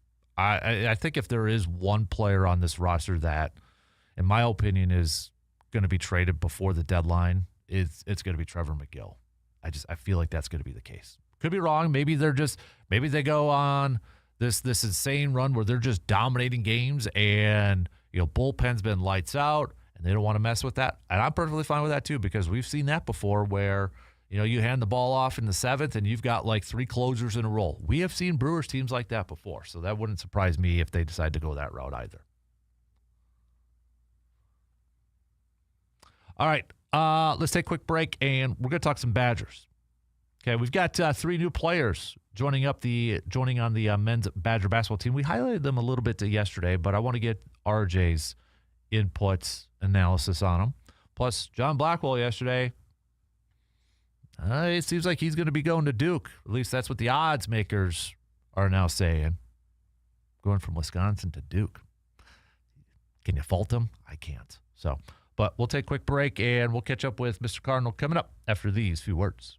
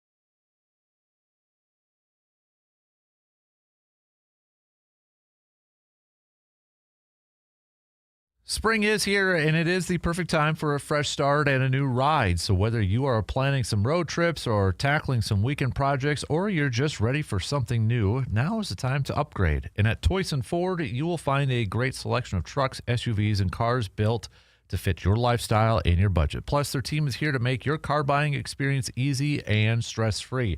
This spring, drive something that you love. Toyson Ford, your next adventure begins there.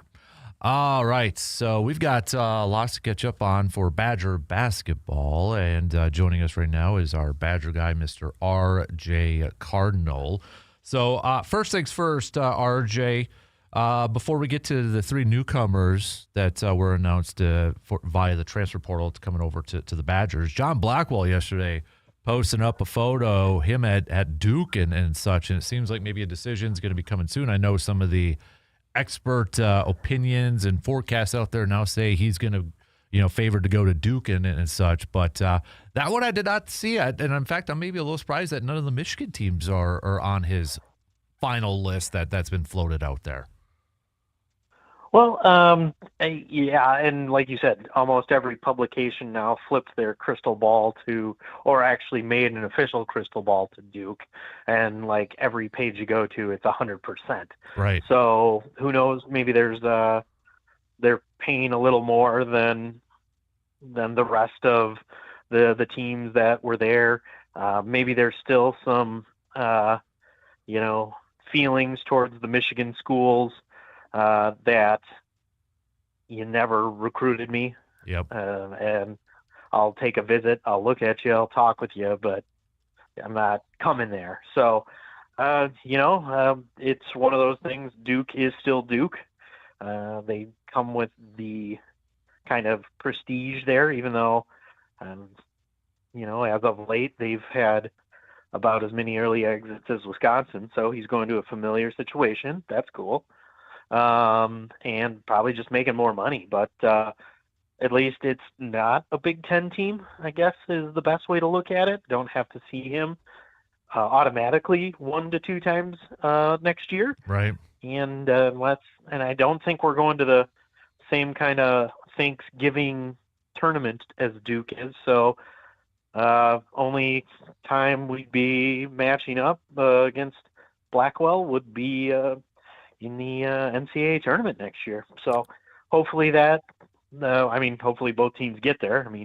I think all in all, both would be projected there, but we'll see if a matchup comes to fruition. Right. The NCAA loves making sure things down the road, turn into something that could happen with backstories. Right. Yeah, exactly. So staying with the Hoops team, but over the weekend, we found out 3 new transfers coming over to Wisconsin. So first, let's kind of go one by one with these guys. And Trey Autry is coming over from George Washington. He's a guy that's 6'4" guard. He averaged 11 points per game. Shot 43.5% from the field, including a solid 38.5% from three-point range. So George Washington kind of played an up-tempo three-point offense, which seems like it fits Wisconsin. But on the surface, how do you like the signing of Trey Autry coming over to Wisconsin? Yeah, in terms of, like you said, running a similar offense really is starting to get people to look, and probably the success players are having in Wisconsin's offense, and really statistically some people having the best seasons of their career in Wisconsin's offense. I like it. Yeah, when you're specifically starting to target higher percentages from not only the field but from three-point range, almost 40%. Is looking pretty good addition. His dad was a good basketball player, not the greatest of coach because his dad just got fired from Syracuse, but has the pedigree of being a basketball family. It's a good, stats-wise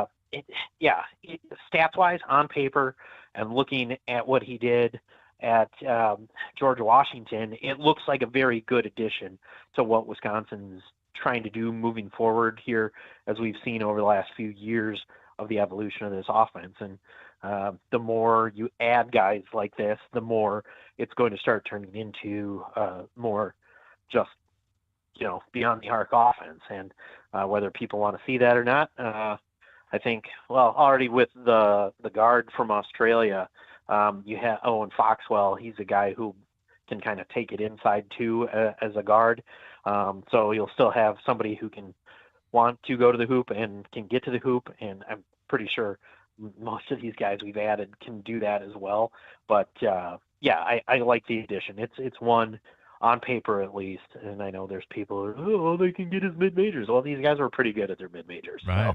So, I'm liking the addition there. Yeah, I mean, it worked out for Nick Boyd and John Tonje, so that's kind of where I give them, the benefit of the doubt for Wisconsin for some of these guys. So, maybe another one too, Ian Elmer, who's coming over from Miami of Ohio, that Miami of Ohio team that went undefeated in regular season, then fell short in postseason play, but maybe one of their better players off that squad, 12.7 points per game, nearly 6 rebounds per game. Dude shot 43% from three-point range. So, I mean, there's a lot to like with this kid, too.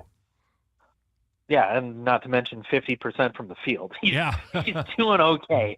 And once again, people will be like, well, I was in the MAC, and that conference sucks, and you can see what happened to them in the NCAA tournament. Well, sure, but, you got the best guy that many outlets consider on that team was the best guy. Mm-hmm. So, and it's something where Nick Boyd and John Blackwell talked to him and said, if that's something you like, and it's another one. He was, I think, Baylor and Wisconsin, went and visited Baylor, visited Wisconsin, and made his decision. So that's one of those, thanks John Blackwell, I guess, for getting in his ear. Nick Boyd, 1-year Badger, but really helping out and saying, I think that'd be a place for you.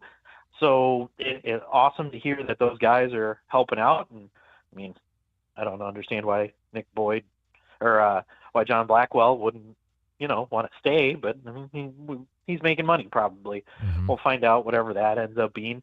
But looking like a very good fit for the offense. And I think a lot of people after they saw that basically said Wisconsin has gotten the steal from the portal so far this year.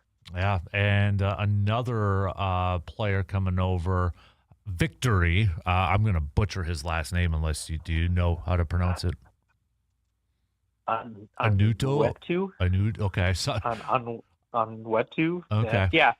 When I was watching the swing with Zach Heilprin and Jesse Temple, and even they didn't know and couldn't agree on how to say it, I think we're okay with just calling them Victory.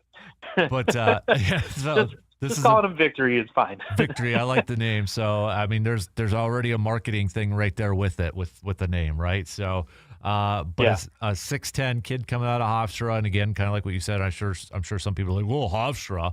But, I mean, 56.6% shooting. I think he's more of a defensive guy, averaging 7 rebounds. But Sam Decker, had tweeted out, and he has experience with him when Victory was playing over in Spain and such. And Sam kind of talked about he's bringing something to Wisconsin that Wisconsin has been lacking for a while now. So I don't know if he means maybe like the physicality or the defensive presence that he brings. But, I mean, Decker gave him a pretty big ringing endorsement when this was announced.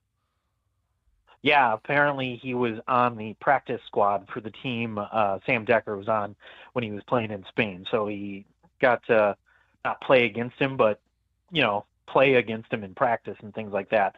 And he had 36 blocks last year in whatever conference Hofstra plays in. Mm-hmm.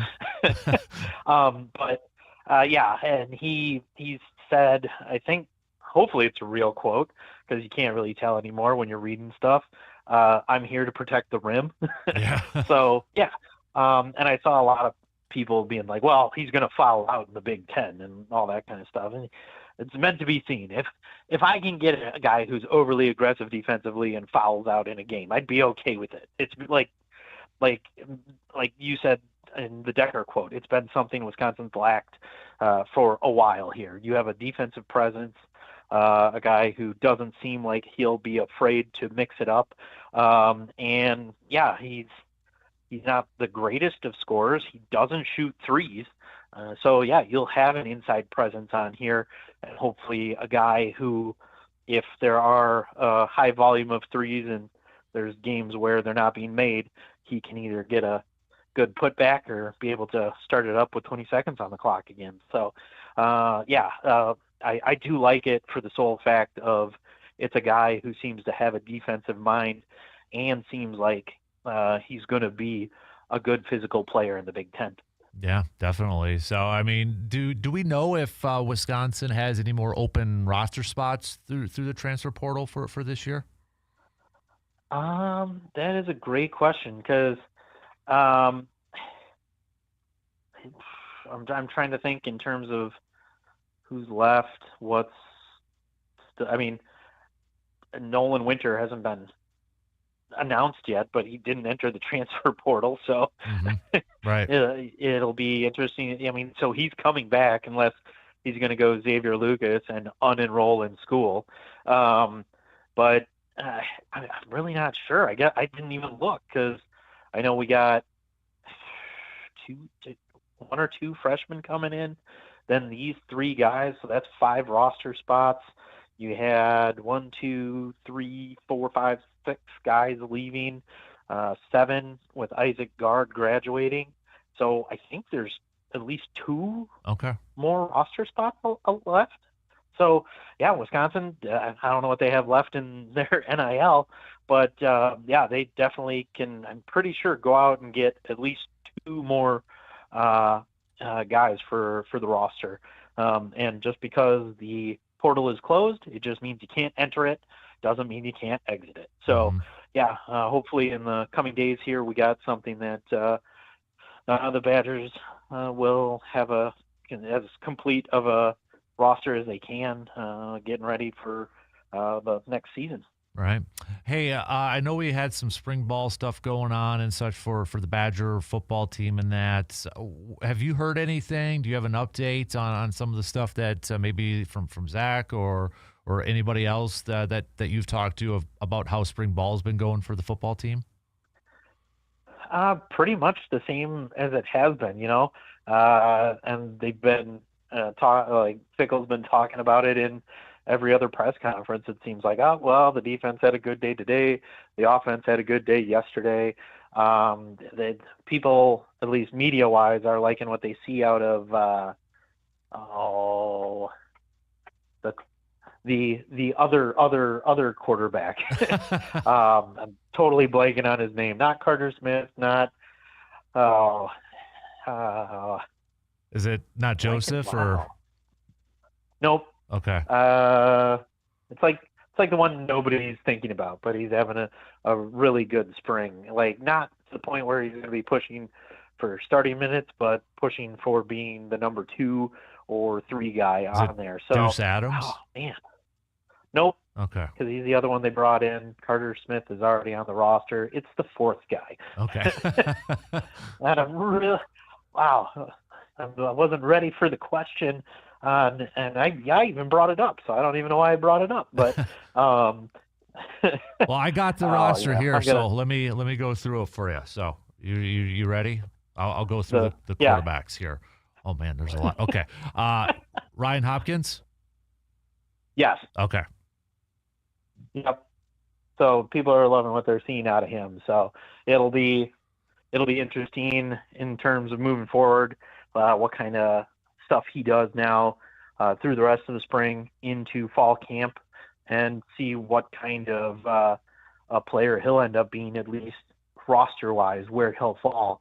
Because he wasn't one of those guys they brought in and expected to be doing this well, according to media and people who have been at practice, that he's pushing to get some more reps with higher guys. So yeah, we'll see what plays out there. But no, I was gonna say, I didn't realize Hopkins and Colton Joseph are both from Newport Beach, California. I just saw that on there too. So I don't know. Yeah. There you go. Hey, something's in the water over there. Apparently, yeah. Yeah. Looks like different high But, schools in that, but yeah. Newport Beach, California. Yeah. Well, there you go. Yeah. A couple California boys. Yeah, I like it. Wisconsin used to have a pipeline there, but hey, it looks like it might be reopening through some channels or another. So, Mm-hmm. yeah, he's looking like he's having a really good spring, and it'll be interesting to see moving forward what he does. Yeah. Hey, I know we got spring sports going on too. Softball's going on and such. I know we've got a lot of other track and field in that too. Did I see? Is it the Badger track and field coach is retiring after this year? Was it the track and field coach? I think. Yeah. Okay. Yep. After 18 years, and like before that, he was at Iona for like another 20. So he's put in his time in college track and cross country, and I mean he's done amazing at both schools. Honestly, it was kind of funny at the time he announced his retirement after McIntosh quit. It was one of those, we were joking here that I think he was just waiting for McIntosh to get fired before he retired, because he took away the indoor track and didn't leave anything except a warehouse in the forest that boosters had to purchase to give them a space to practice for indoors. So it was just kind of funny, the timing, and maybe the bitterness towards the athletic administration that is probably outgoing now. So great career. Wish him nothing but the best. Put some good years in here at Wisconsin after another amazing coach, Ted Nuttycombe, retired himself after a long, successful career at both track and cross country here at Wisconsin. So you had back-to-back two pretty awesome coaches here for the track and field program in cross country. So, you mentioned McIntosh and this. I know last week that was our big topic, and that's now that a week has gone by, a little over a week, have we heard any more names potentially? Is Marcus Edbury a legitimate candidate to be the full-time athletic director? I know he's interim and he's like the football GM and such. Have you heard any other names or have anything more pop up from the last time we talked about this? Not really. It's just more speculation. I do know, the more I've read, a lot of people are pointing towards Frazier down at NIU. Okay. But I haven't heard an official announcement from anybody saying the search has started. So we still got that going on, where it's in limbo. There's been no announcements in terms of what's happening, other than the moves that were made last week. So it'll be it's a kind of wait and see until we start hearing the search has started, and people who, at least open record documents, let us know who's coming in for an interview. Mm-hmm. But yeah, right now, nothing new on that front. But like it always works for us, we'll probably get an announcement in like 10 minutes saying the search has started. So we'll see what happens when we talk next week. Do you think it matters for these prospective ADs that they're looking for a new chancellor and such, or do you think that's not that big of a hiccup for some of these names? Well, as volatile as things are now, I would say you have to be looking at that in some way, shape, or form. I mean, if you can be given guarantees by somebody who won't be in power at the time, doesn't mean the new person's not going to just be like, well, sorry, that wasn't me. Mm-hmm. It's like, I didn't make that promise, so I don't know what to tell you. So you have, from bottom down, you have a football coach who's worried about the new AD, prospective new AD worried about whoever the heck the new chancellor is going to be.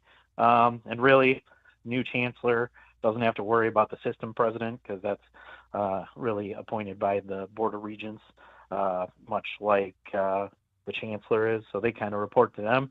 So don't really have to go further up than the chain of command there. But still, there's not a lot of stability at the UW right now. So, yeah, it'll be interesting to see how this all plays out, and where they have to go in order to find somebody who's comfortable enough to say yes to being Wisconsin's next athletic director. Interesting. Good stuff as always, RJ. Hey, we appreciate the time, man. And yeah, you're right. So maybe I might have to text you in like 10, 15 minutes or so and say, oh, here we go. Got another Badger thing. So. Yeah. Well, yeah, anyways, have a good rest of your week. And if that is the case, I'll talk to you here in a few minutes, man. So. Yeah, that sounds good. All right. Well, otherwise, we'll talk to you next week, buddy. Have a good one. Yeah, you too. We'll talk to you then. You got it. There you go. There's RJ Cardinal joining us here this morning talking all things Badgers. Hey, we got to take a quick break, play a little catch up, but we'll be back after these few words.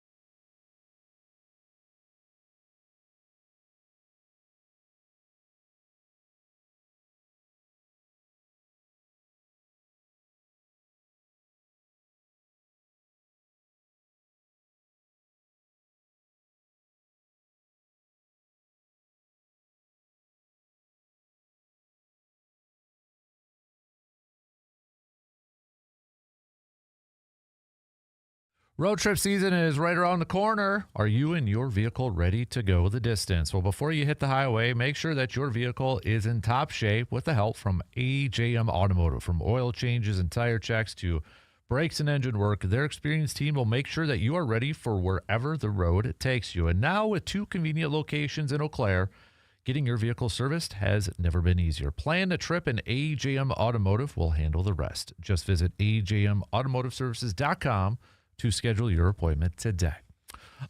Just a quick note, we will have to take another break before the top of the hour. I know usually we're entering our final segment right around then, but we'll just giving you a little bit of a heads up here. So, and then we are at just past 9 o'clock. We'll catch up with Hunter. Hunter Baumgart will be joining us. Brewers reporter Hunter Baumgart will be joining us. Hunter is with Fox Sports Radio Wisconsin, Fox Sports 920. So we'll get his expertise and such surrounding the Brew Crew, especially leading up to their series with the Tigers, which starts tonight. So still get me your Toyson Ford Grind My Gears Tuesday. What is grinding your gears, peeps? Let us know. Send it on over. Also, sports confession time. I'll get you my confession coming up in the final hour this morning. So also your I'm not saying, but I'm just saying. Fill in the blanks. Best ones we will read up on the air. We've got Packers General Manager Brian Gutekunst. He's going to be talking with the media later on this morning. So if you could ask Gutey one question. You're part of the media session, okay? You get to go in that new media room at Lambeau Field. What would be the one question? One question that you're going to ask GM Gutey today. What would be the one? And, yeah, we know that he's probably not going to give you a very truthful answer and such. You know, you can't just straight up go out and ask, who are you going to draft at number 52? Are you going to trade up? Are you going to trade back? He ain't going to answer that. First of all, he doesn't know. All right? He can't tell you who he's going to draft 52. There's 51 other players that are going to be drafted before him. Second, he's not going to go in thinking that he's going to trade up or trade back. It's going to depend on how the board falls. But maybe we could ask him, would you be willing to trade your second and third round picks? Or maybe willing to trade your second round pick to go back, into the third round, like fallback? Or would he be willing to package those two to move up into the first? Knowing then he might only have like 4 picks total in this draft. And I'm sure he probably would answer in some sort of fashion like, if there's a player we believe that's at that spot, then yes, we would look to it. It's a very political, it's a very GM type of answer. But what other questions would you throw out there? All right, so you got an hour left to hit me up with what you would ask Gutey.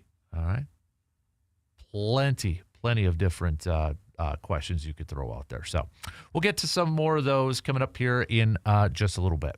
But hey, let's take a quick break. We'll wrap up the third hour. We'll get to Hunter coming up just past 9 o'clock. And we'll get back to some more Brewers chats with Hunter. So we'll be right back in just a couple minutes.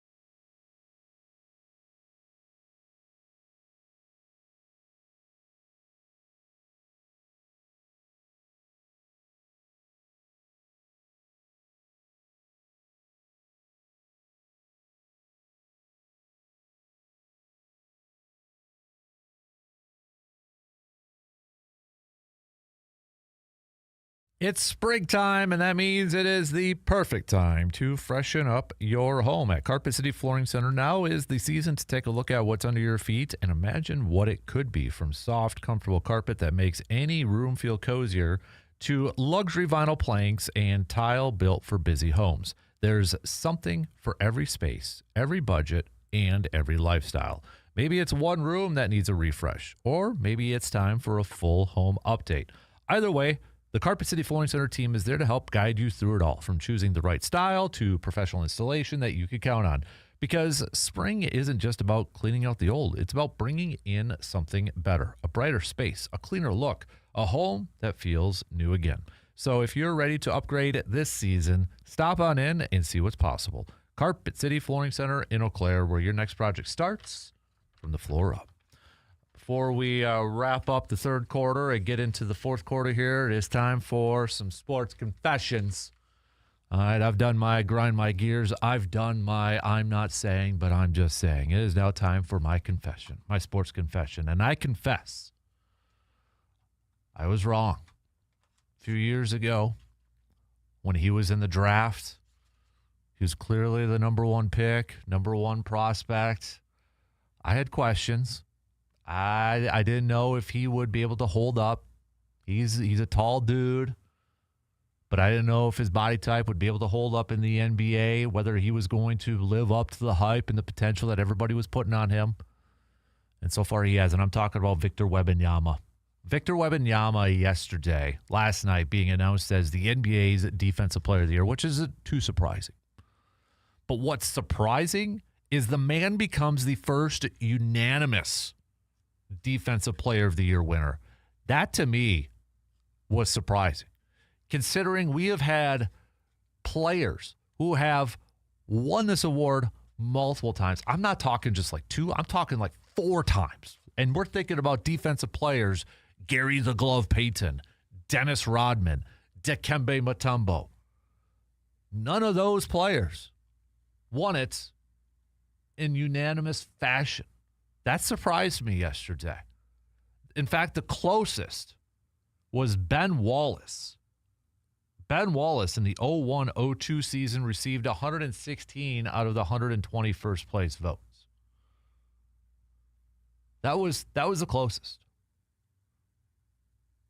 But Victor Wembanyama becoming the first. I mean, even Dwight Howard went back to back to back. Kawhi Leonard didn't get unanimous. Victor Wembanyama becoming the first one to do it. And this year, 25 points per game, 3.1 blocks per game, 11.5 rebounds per game. When he came in, kind of like Chet Holmgren, I was like, okay, is the body type going to hold up? He's tall. He's 7'4", but he's only 235. I confess, I've been wrong. We're talking about, he had the talent. I didn't know if he was going to be able to hold up in the NBA. I'm going to be real with you. I didn't know. And he has. He definitely has. But the fact that he has become the first unanimous, that to me is pretty impressive, considering none of those guys that played in the age of like the defensive era and such, none of those guys got, or maybe that's the other way of looking at this thing, is like, oh, well, hey, nobody in the NBA plays defense anyways now. So, of course, this has got to be, the first time a unanimous defensive player comes in because, well, if there's only one guy that legitimately plays defense, there you go. Kind of tongue-in-cheek, but maybe not for some people. But I confess, Victor's proven me a little bit wrong. I thought he'd be an okay player. I didn't think he was going to live up to the monstrous hype that he had coming into this thing, and I think he has so far. I think that's fair to say. So, I confess, sports gods, I've been wrong. I was a little wrong on Victor. So, all right, coming up in just a few minutes to kick off the fourth quarter, the fourth hour, we're going to chat with Hunter Baumgart, Brewers reporter. We'll get the latest and greatest surrounding this team. 12-9, but they're last place in the division because the National League Central is off to a fast start, a hot start to begin this season. We'll preview the upcoming series against the Tigers, get Hunter's thoughts on Coleman Crow. Are we going to see him again this year at some point in time? Maybe the latest on some of the injuries. Jackson Cheerios, he could be coming back anytime soon and all that. So we'll chat with Hunter coming up here in just a little bit. And then we'll get back to some more draft talk. How much pressure should Gutey be heading into this draft? You could say that for anybody, for any team, for any general manager. But it's a little bit different for Gutey this year considering the window that is opened for this Packers team. So we'll get to that talk here as we inch closer and closer to the start of the NFL draft. But shot clock's going to cut me off, so we got some news updates, and then we'll kick off the final quarter, the fourth quarter, with a little Brew Crew talk with our good friend Hunter from Fox Sports Radio. Fox Sports Radio Wisconsin, Fox Sports 920. So that'll be coming up here in just a few minutes.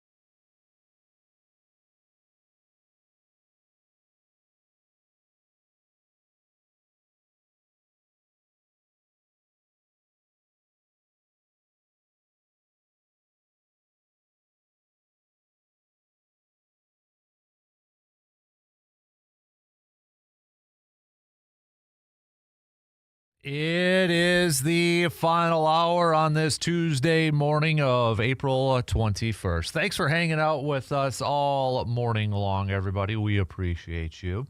Coming up, we'll get back to a little bit more draft talk with the NFL draft set to kick off in just 2 days from now. Packers obviously won't be picking until Friday, but we'll get back to a little bit more of that chat. Continue to send in your Toys Ford Grind My Gears Tuesday. What's grinding your gears this morning? We'll get to some more of your texts and such, but we got Brewers in action tonight. 5:40 first pitch. You can listen to that game right here on the radio dials of 105.1 FM and 790 AM with pregame coverage at about 5:05. And to talk some Brewers with us here this morning is our very good friend, Mr. Hunter Baumgart, who is Brewers reporter for Fox Sports Radio at 920 in Wisconsin. He is also the host of the baseball pregame show and Milwaukee Baseball Tonight. Hunter, how goes it, sir?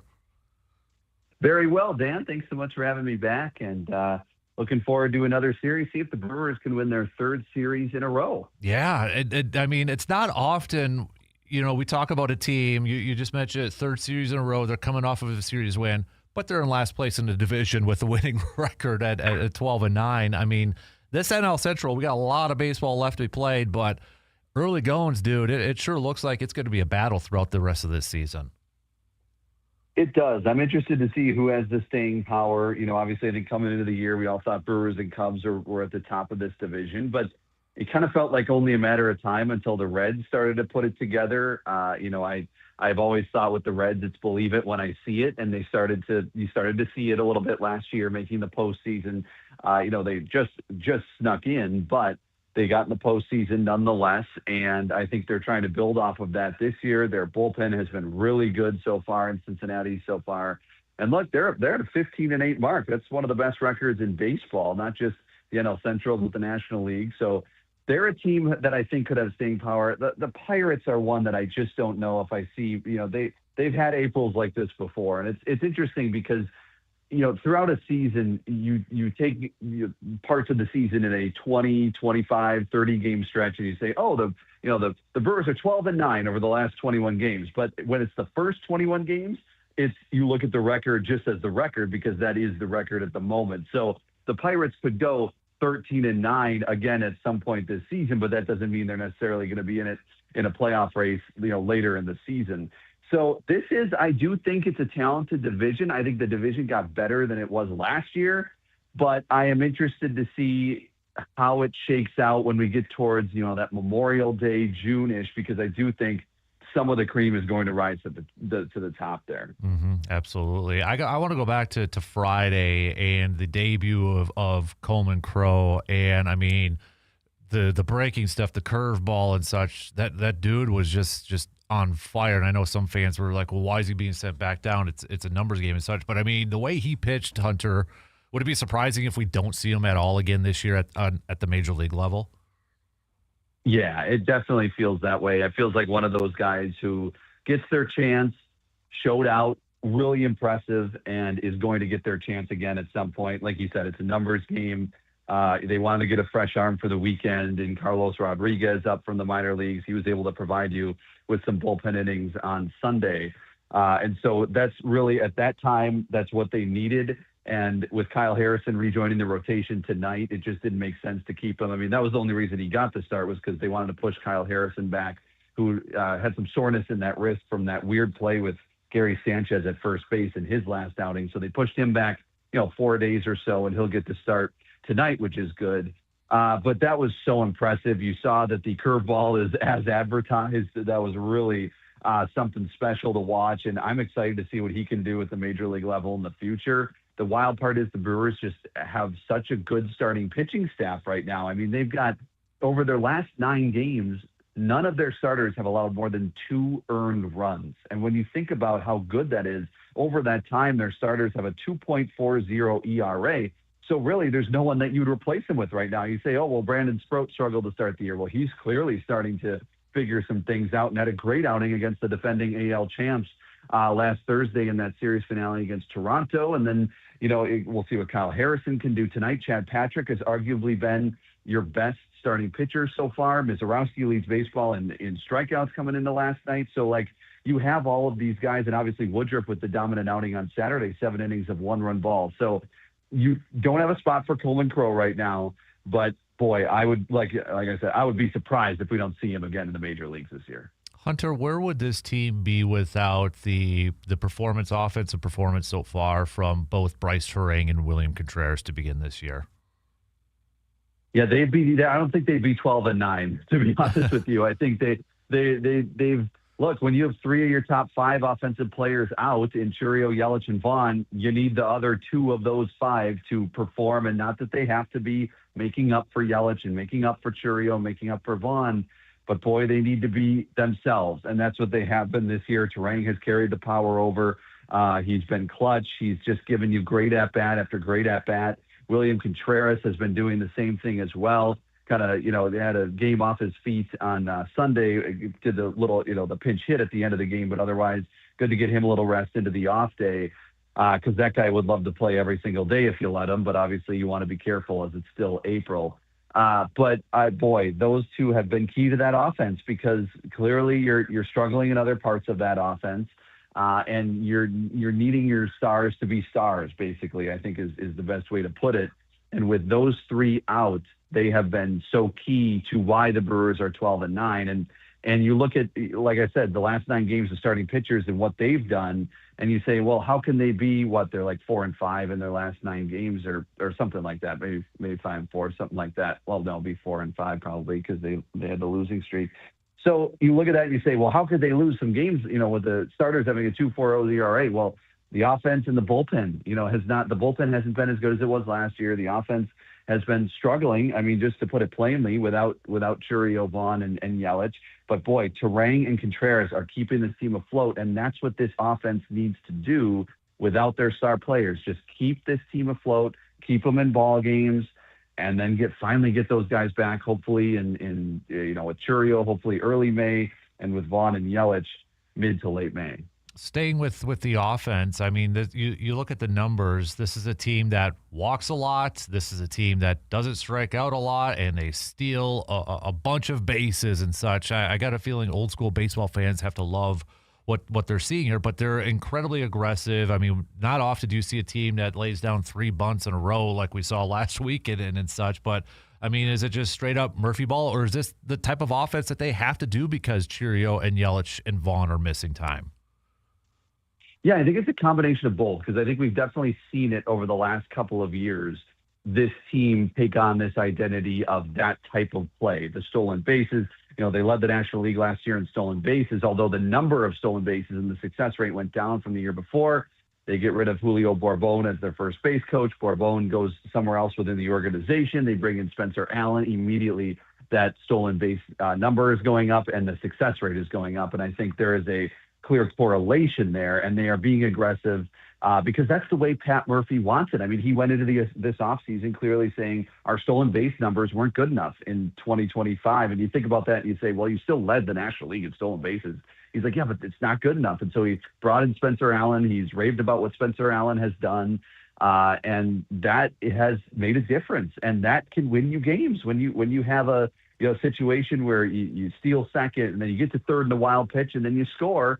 That's a clear run. I think that happened, if I'm not mistaken. Garrett Mitchell might have grounded into an out on Sunday's game when they were down 3-0, but Hamilton had gotten on first and stole second and got third in the wild pitch, and all of a sudden he's home on a ground ball. I mean, that is how they put pressure on teams and how they need to right now. You mentioned the 3 bunts.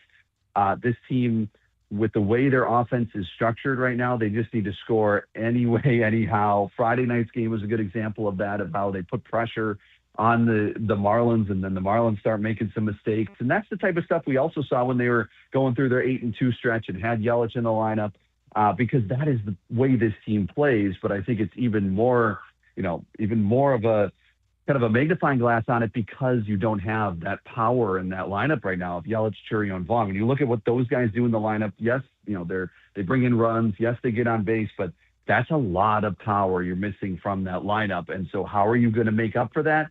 Via the stolen base, via the aggressiveness on the base paths, via the bunting, manufacturing runs.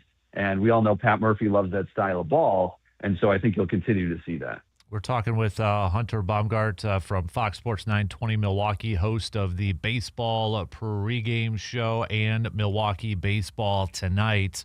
Taking a look at the left side of that infield, Joey Ortiz, Hamilton, Luis, and such. Is there a little bit? We got Cooper Pratt, who's coming off that extension and such, and given kind of the production we're seeing from the left side of the infield, is there a little pressure mounting that maybe we need to or the Brewers need to make a change over there, whether it's calling up Cooper Pratt? I know Pat Murphy mentioned Tyler Black the other day, but I don't know if he would be a third base option. But is that something that this Brewers team needs to take a look at, maybe more so from the offensive side? Yeah, it is that offensive side right now that's struggling with Ortiz, with Hamilton. I mean, Hamilton also made the error that kind of prolonged that first inning for Jacob Wizarowski on Sunday afternoon. So that was a blunder on defense. So you wonder, okay, do you just, if Hamilton and Ortiz have about the same bat, maybe you put Ortiz in there to save you some runs on defense. Not that Hamilton's bad defensively, but Ortiz is an elite defender and he saves runs, with the best of them. So I think there is some pressure just because, coming into the year, I kind of thought, okay, with Joey Ortiz, the leash is probably, okay, you give him till probably at least Memorial Day, see what he can do on the offensive side.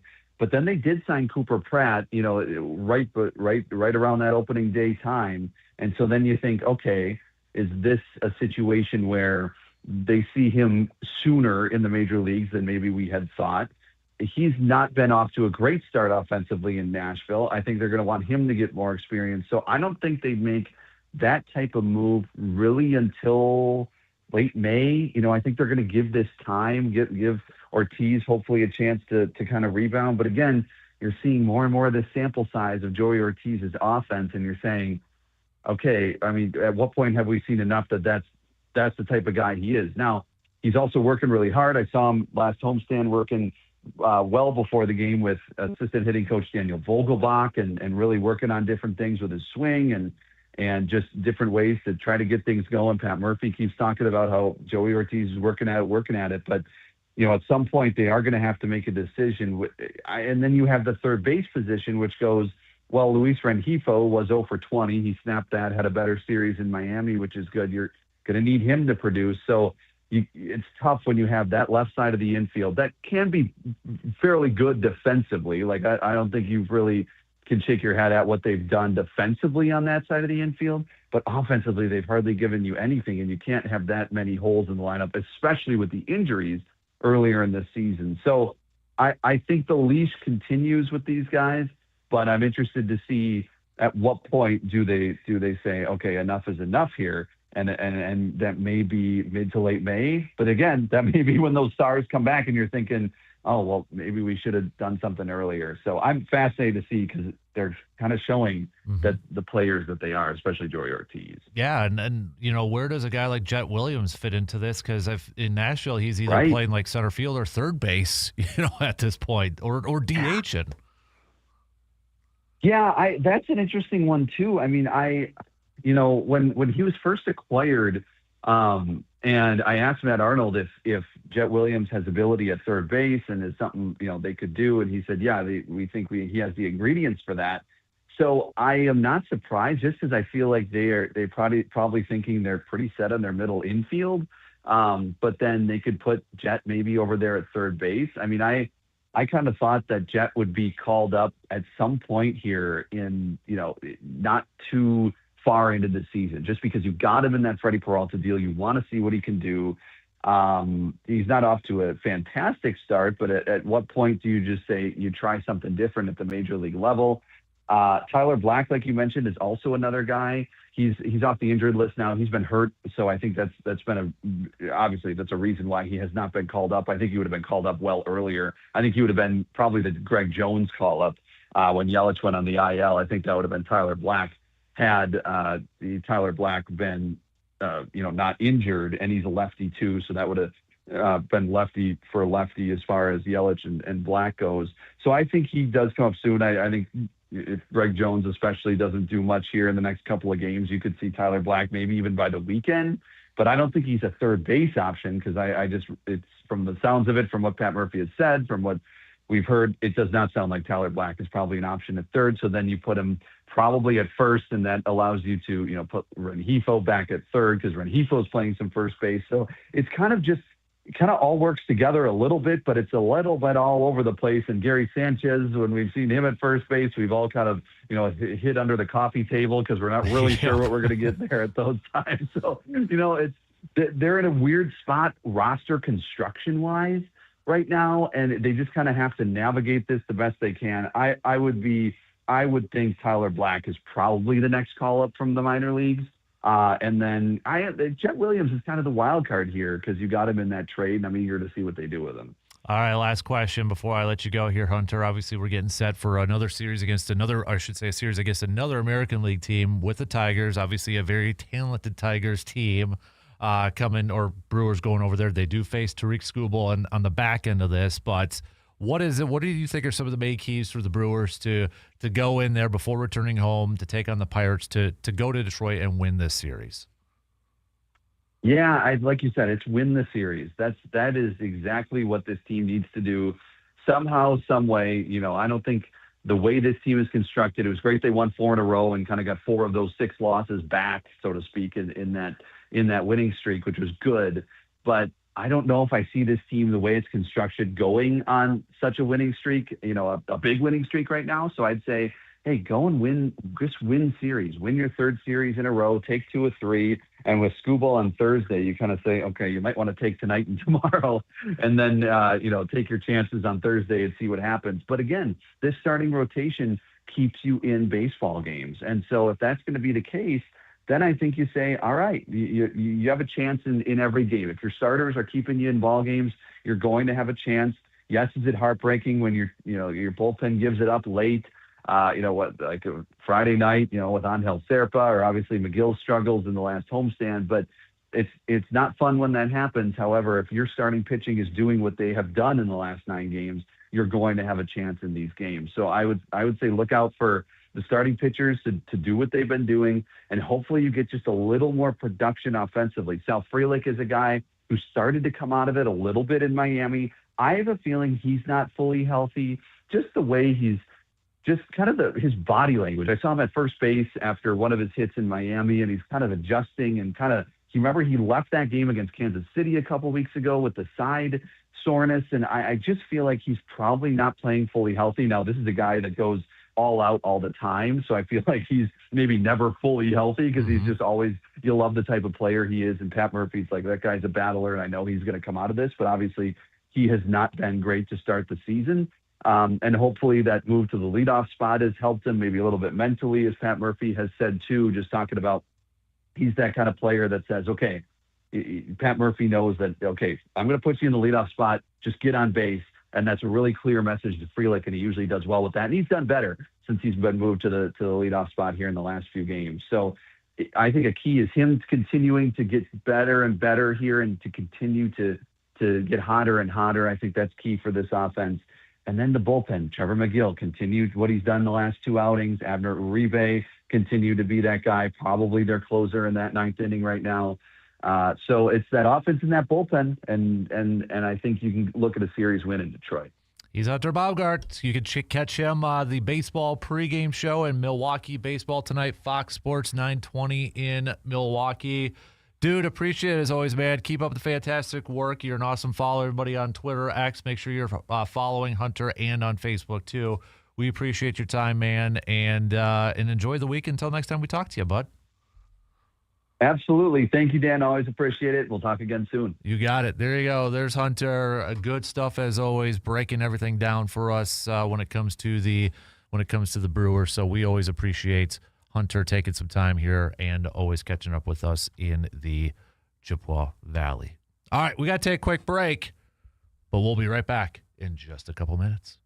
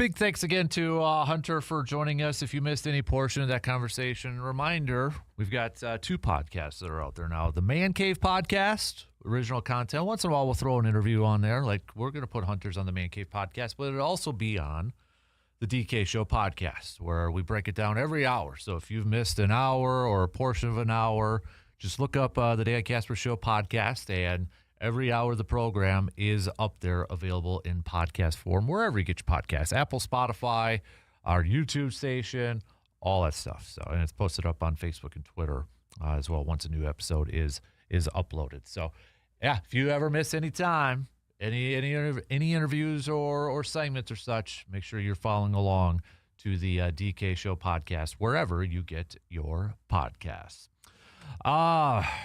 Draft is just a couple days away as we are getting set for one of my favorite times of the year is the NFL draft. I love the NFL draft. And honestly, it's a little bit different this year because, well, one, Green Bay does not have a first-round pick. But I honestly feel like I might enjoy the first round for the first time in a long time because Green Bay doesn't have a pick. I don't have to sit there and stress and have to watch the board kind of fall. I'm coming from it from a fan perspective here.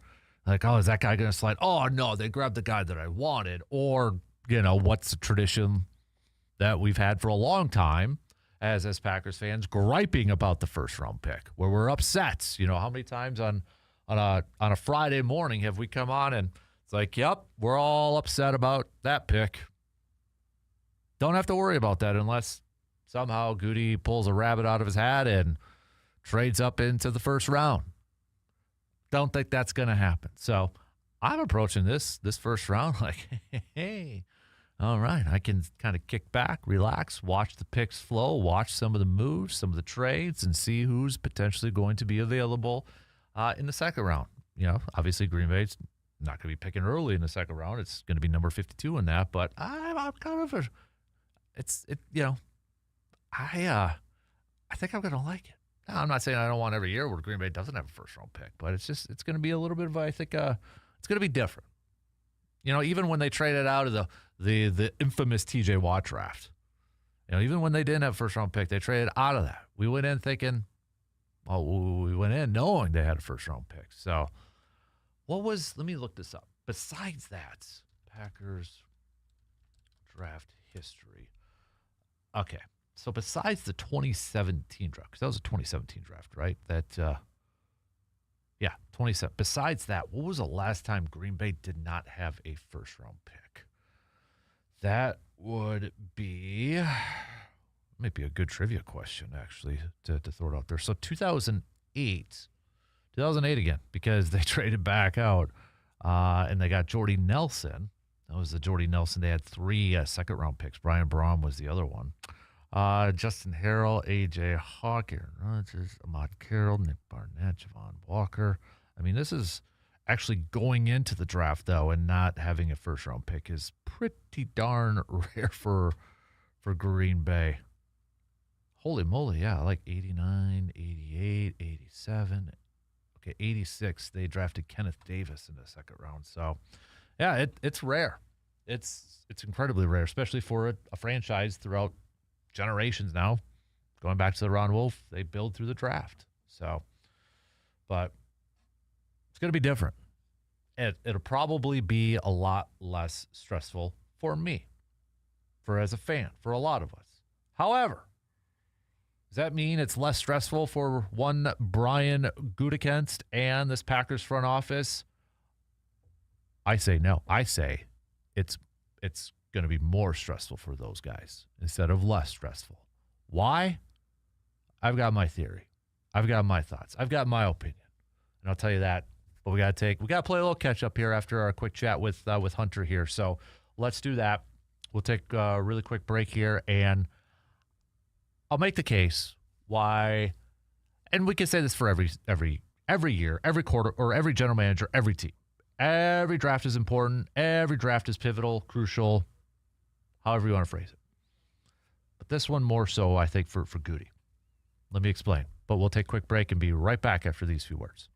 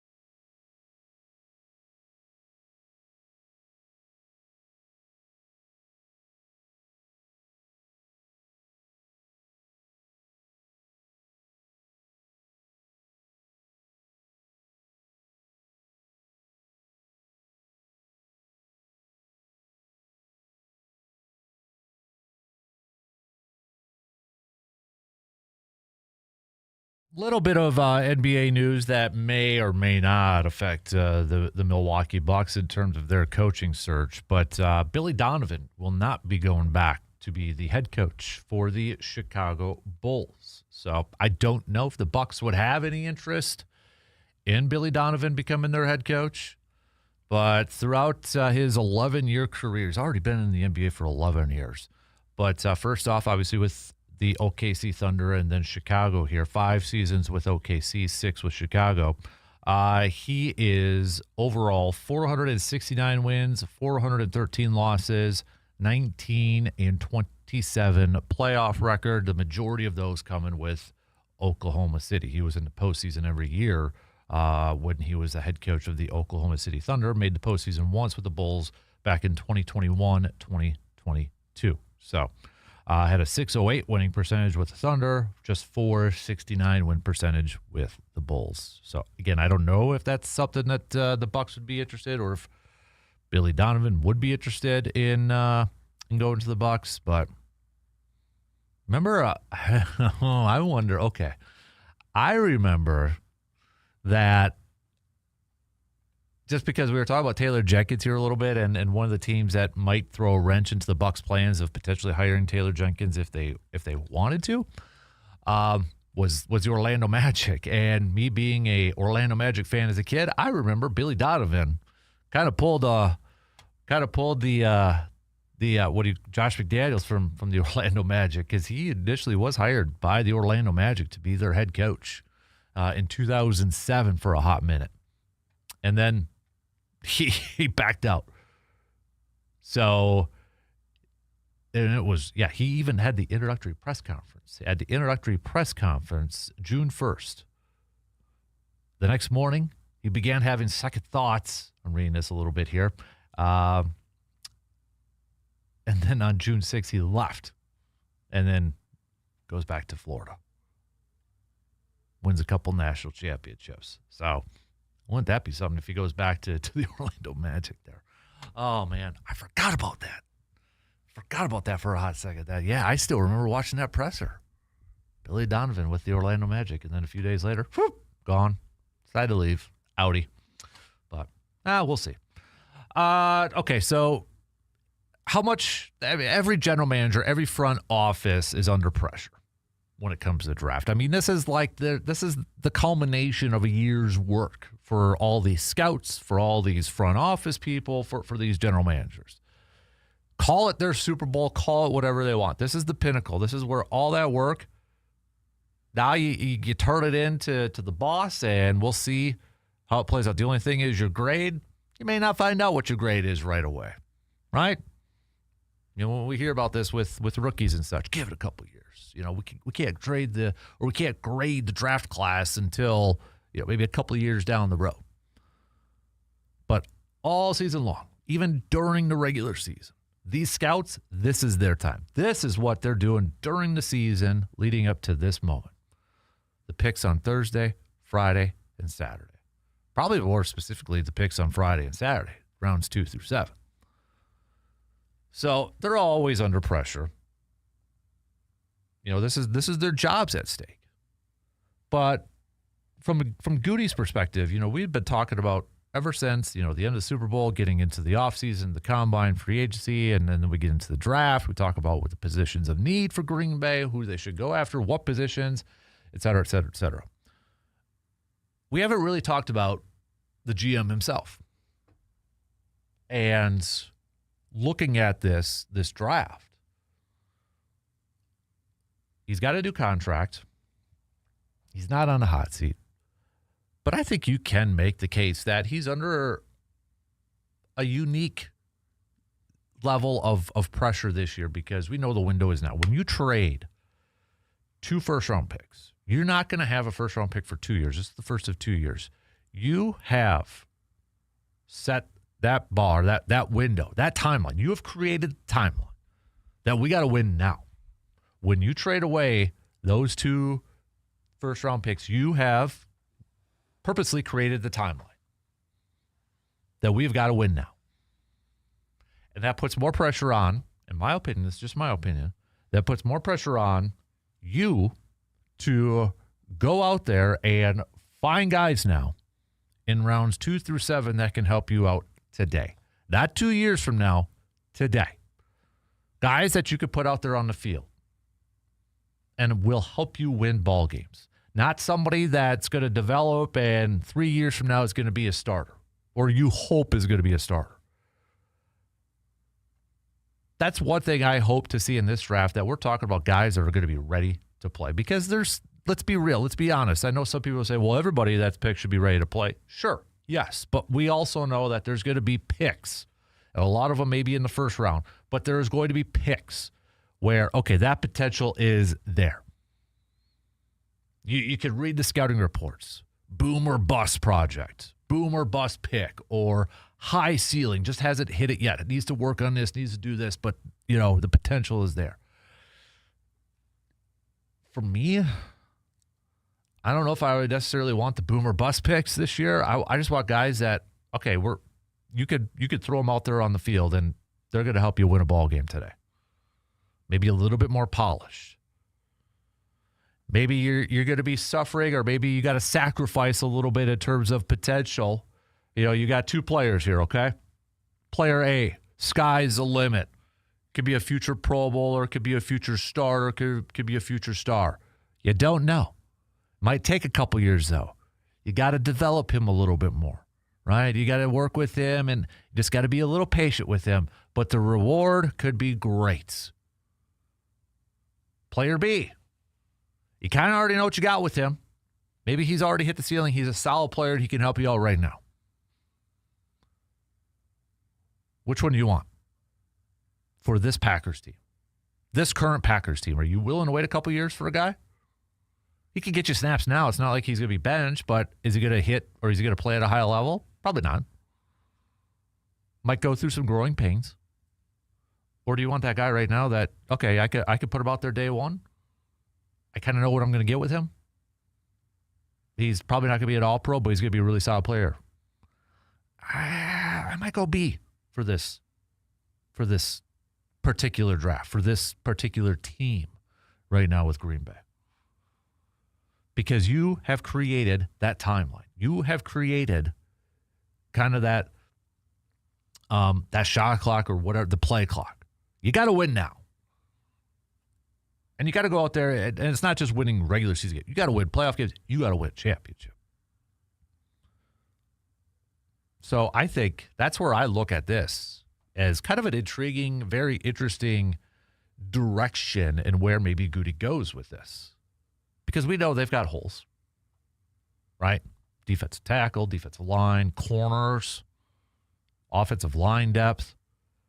And I wouldn't be surprised, depending on how the draft goes, if Green Bay signs some veterans to a 1-year deal to kind of fill in the spots that they didn't necessarily address in the draft.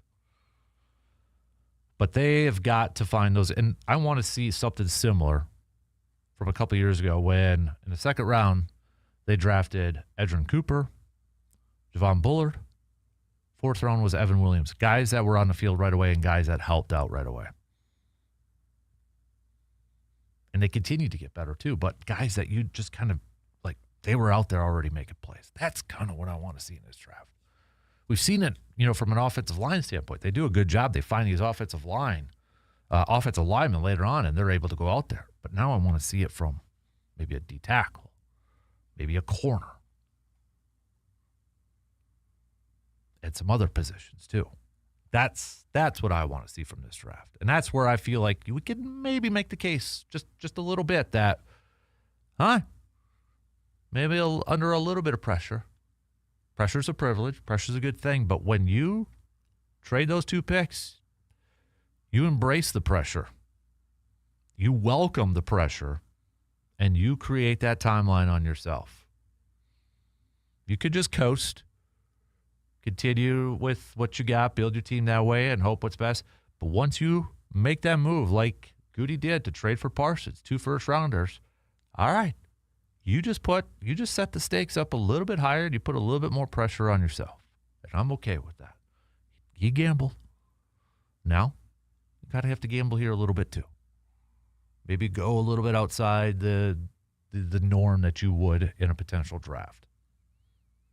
Maybe you draft a little bit for players that you kind of already know what you got with them, guys that can help you out right away, over guys that might take a little bit to develop. Because you got to win now. And if you do that, if you get those guys, it's up to your coaching staff. Then you hand the baton. The baton right now is in Gutey's hands. What is he going to do in these next couple days to help improve this team, to make them a team that could compete for championships like he called out 2 years ago? This is his moment to shine. And he's got to hit it. He's got to nail this draft. All right, let's take a break and we'll wrap it up. We got some picks, baseball, hoops, hockey, all that fun stuff. We'll be right back in just a couple minutes.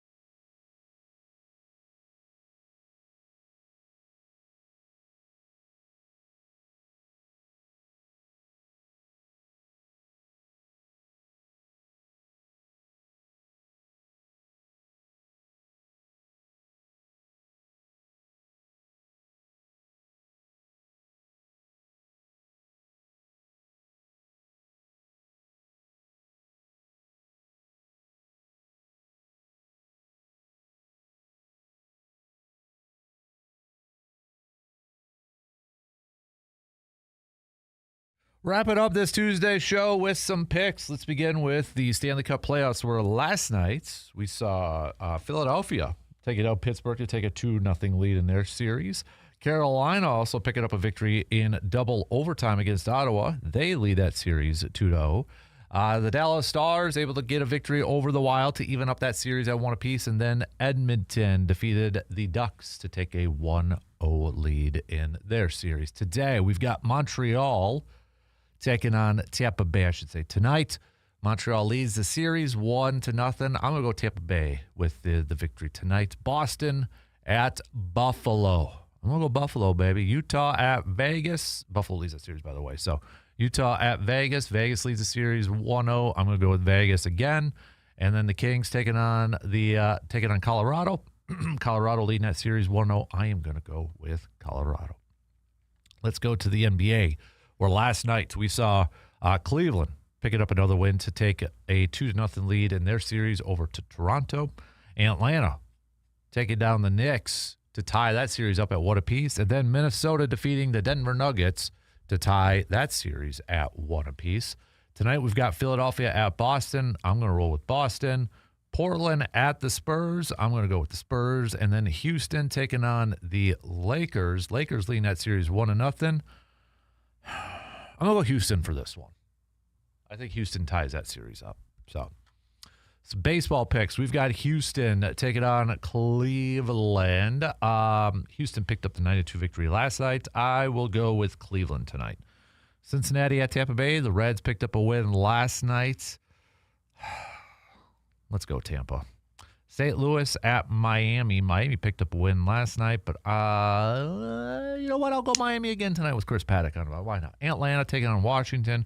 Give me the Braves. We've got Yankees taking on the Boston Red Sox. I will go with the Yankees. Twins taking on the Mets. At some point, the losing streak has to stop for the Mets, right? So I'll go with the Mets tonight.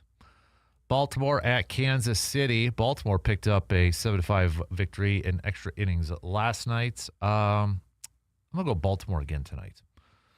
Philadelphia at the White Sox, at the Cubbies. Luzardo versus Imanaga. Oh, man. Again, at some point, the losers got to stop. Come on, Phillies. Let's go. Pittsburgh, take it on the Rangers. Come on, Rangers, help us out. I'll go with Texas.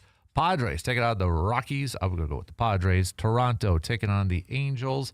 I'll go Blue Jays for this one. Athletics, taking on the Mariners. Are the Athletics top in their division right now? I'll go with the Mariners tonight. White Sox, take it out of the Diamondbacks. I'll go with the Diamondbacks. The Dodgers and Giants. Give me the Dodgers. Milwaukee versus Detroit. You know what? Kyle Harris on the mound. He's gotten a little extra rest. Let's go with the Brew Crew. Especially, I think, Brewers, you got to win the series, and your best chance might be the first 2 games. So when you got Tariq Skubal coming up on the mound in the 3rd game of this series. So, all right, those are your picks for this morning. Coming up tomorrow, we got a busy day tomorrow. All right, so Ty from Slab Factory is going to be joining us for Inside the Hobby. So we'll do a little bit of that. It's the day before the draft, so we'll talk a little more football. Hopefully we're talking about a Brewers win as well, and previewing game 2, and hopefully setting up for a potential series win for the Brew Crew. So that's on your docket. Also, since it's a Wednesday, it'll be a Mike's Star Market. Am I wrong? This is your homework assignment. Think about your sports statements that you would say, am I wrong for saying this? Am I wrong for saying that? Hy-Vee game changer for the last week or so. What was a play? What was a player? A move where you're like, man, that was a game changer, dude. That was a game changer. So that's your homework assignment. Give me your Hy-Vee game changers and give me your Mike Star Markets. Am I wrong? All right. So that we'll hit that up tomorrow. And then, of course, a little bit more draft talk as we'll be a day away. We'll recap what Gutey had to say, if he had anything substantial to say. Could be just typical GM speak, which is probably the most likely thing to happen. And then tomorrow, I'm going to want your final calls. No, since they only have first round, we'll give it a couple days yet. But hopefully later on today, Brandon waiting on one more mock draft to come. Then we'll put up our mock draft podcast later on today. So, but check it out. That'll be Man Cave Podcast, YouTube, Apple, Spotify, or wherever you get your podcasts. Big thanks to RJ for joining us this morning to break down all things Badger hoops and Badgers. And, of course, Hunter to talk some Brewers with us. If you missed any of those conversations, they are up in podcast form. You can check it out, the Dan Kasper Show podcast, or Hunter's interview will be also in the Man Cave podcast. Again, wherever you get your podcasts, if you could just be a friend and tell a friend, 5-star rating and a positive review like on Apple, because that helps the algorithms, that helps the computer peeps out there spread the good word of the Man Cave podcast. So I will tell you, for our card giveaway tomorrow, it is going to be a football one. It's going to be football related because of the NFL draft coming your way on Thursday. So get ready for that. Might be a rookie one too. That's your tease. So I'll make it a little bit easier. Might be draft trivia. Packers draft trivia. So get ready for this tomorrow. All right, and we'll do that. I'll tell you the question the 8 o'clock hour tomorrow, just to give you a heads up. Have a good rest of your day. We'll be back at it tomorrow morning, 6 a.m., same place, same time. We'll see you then.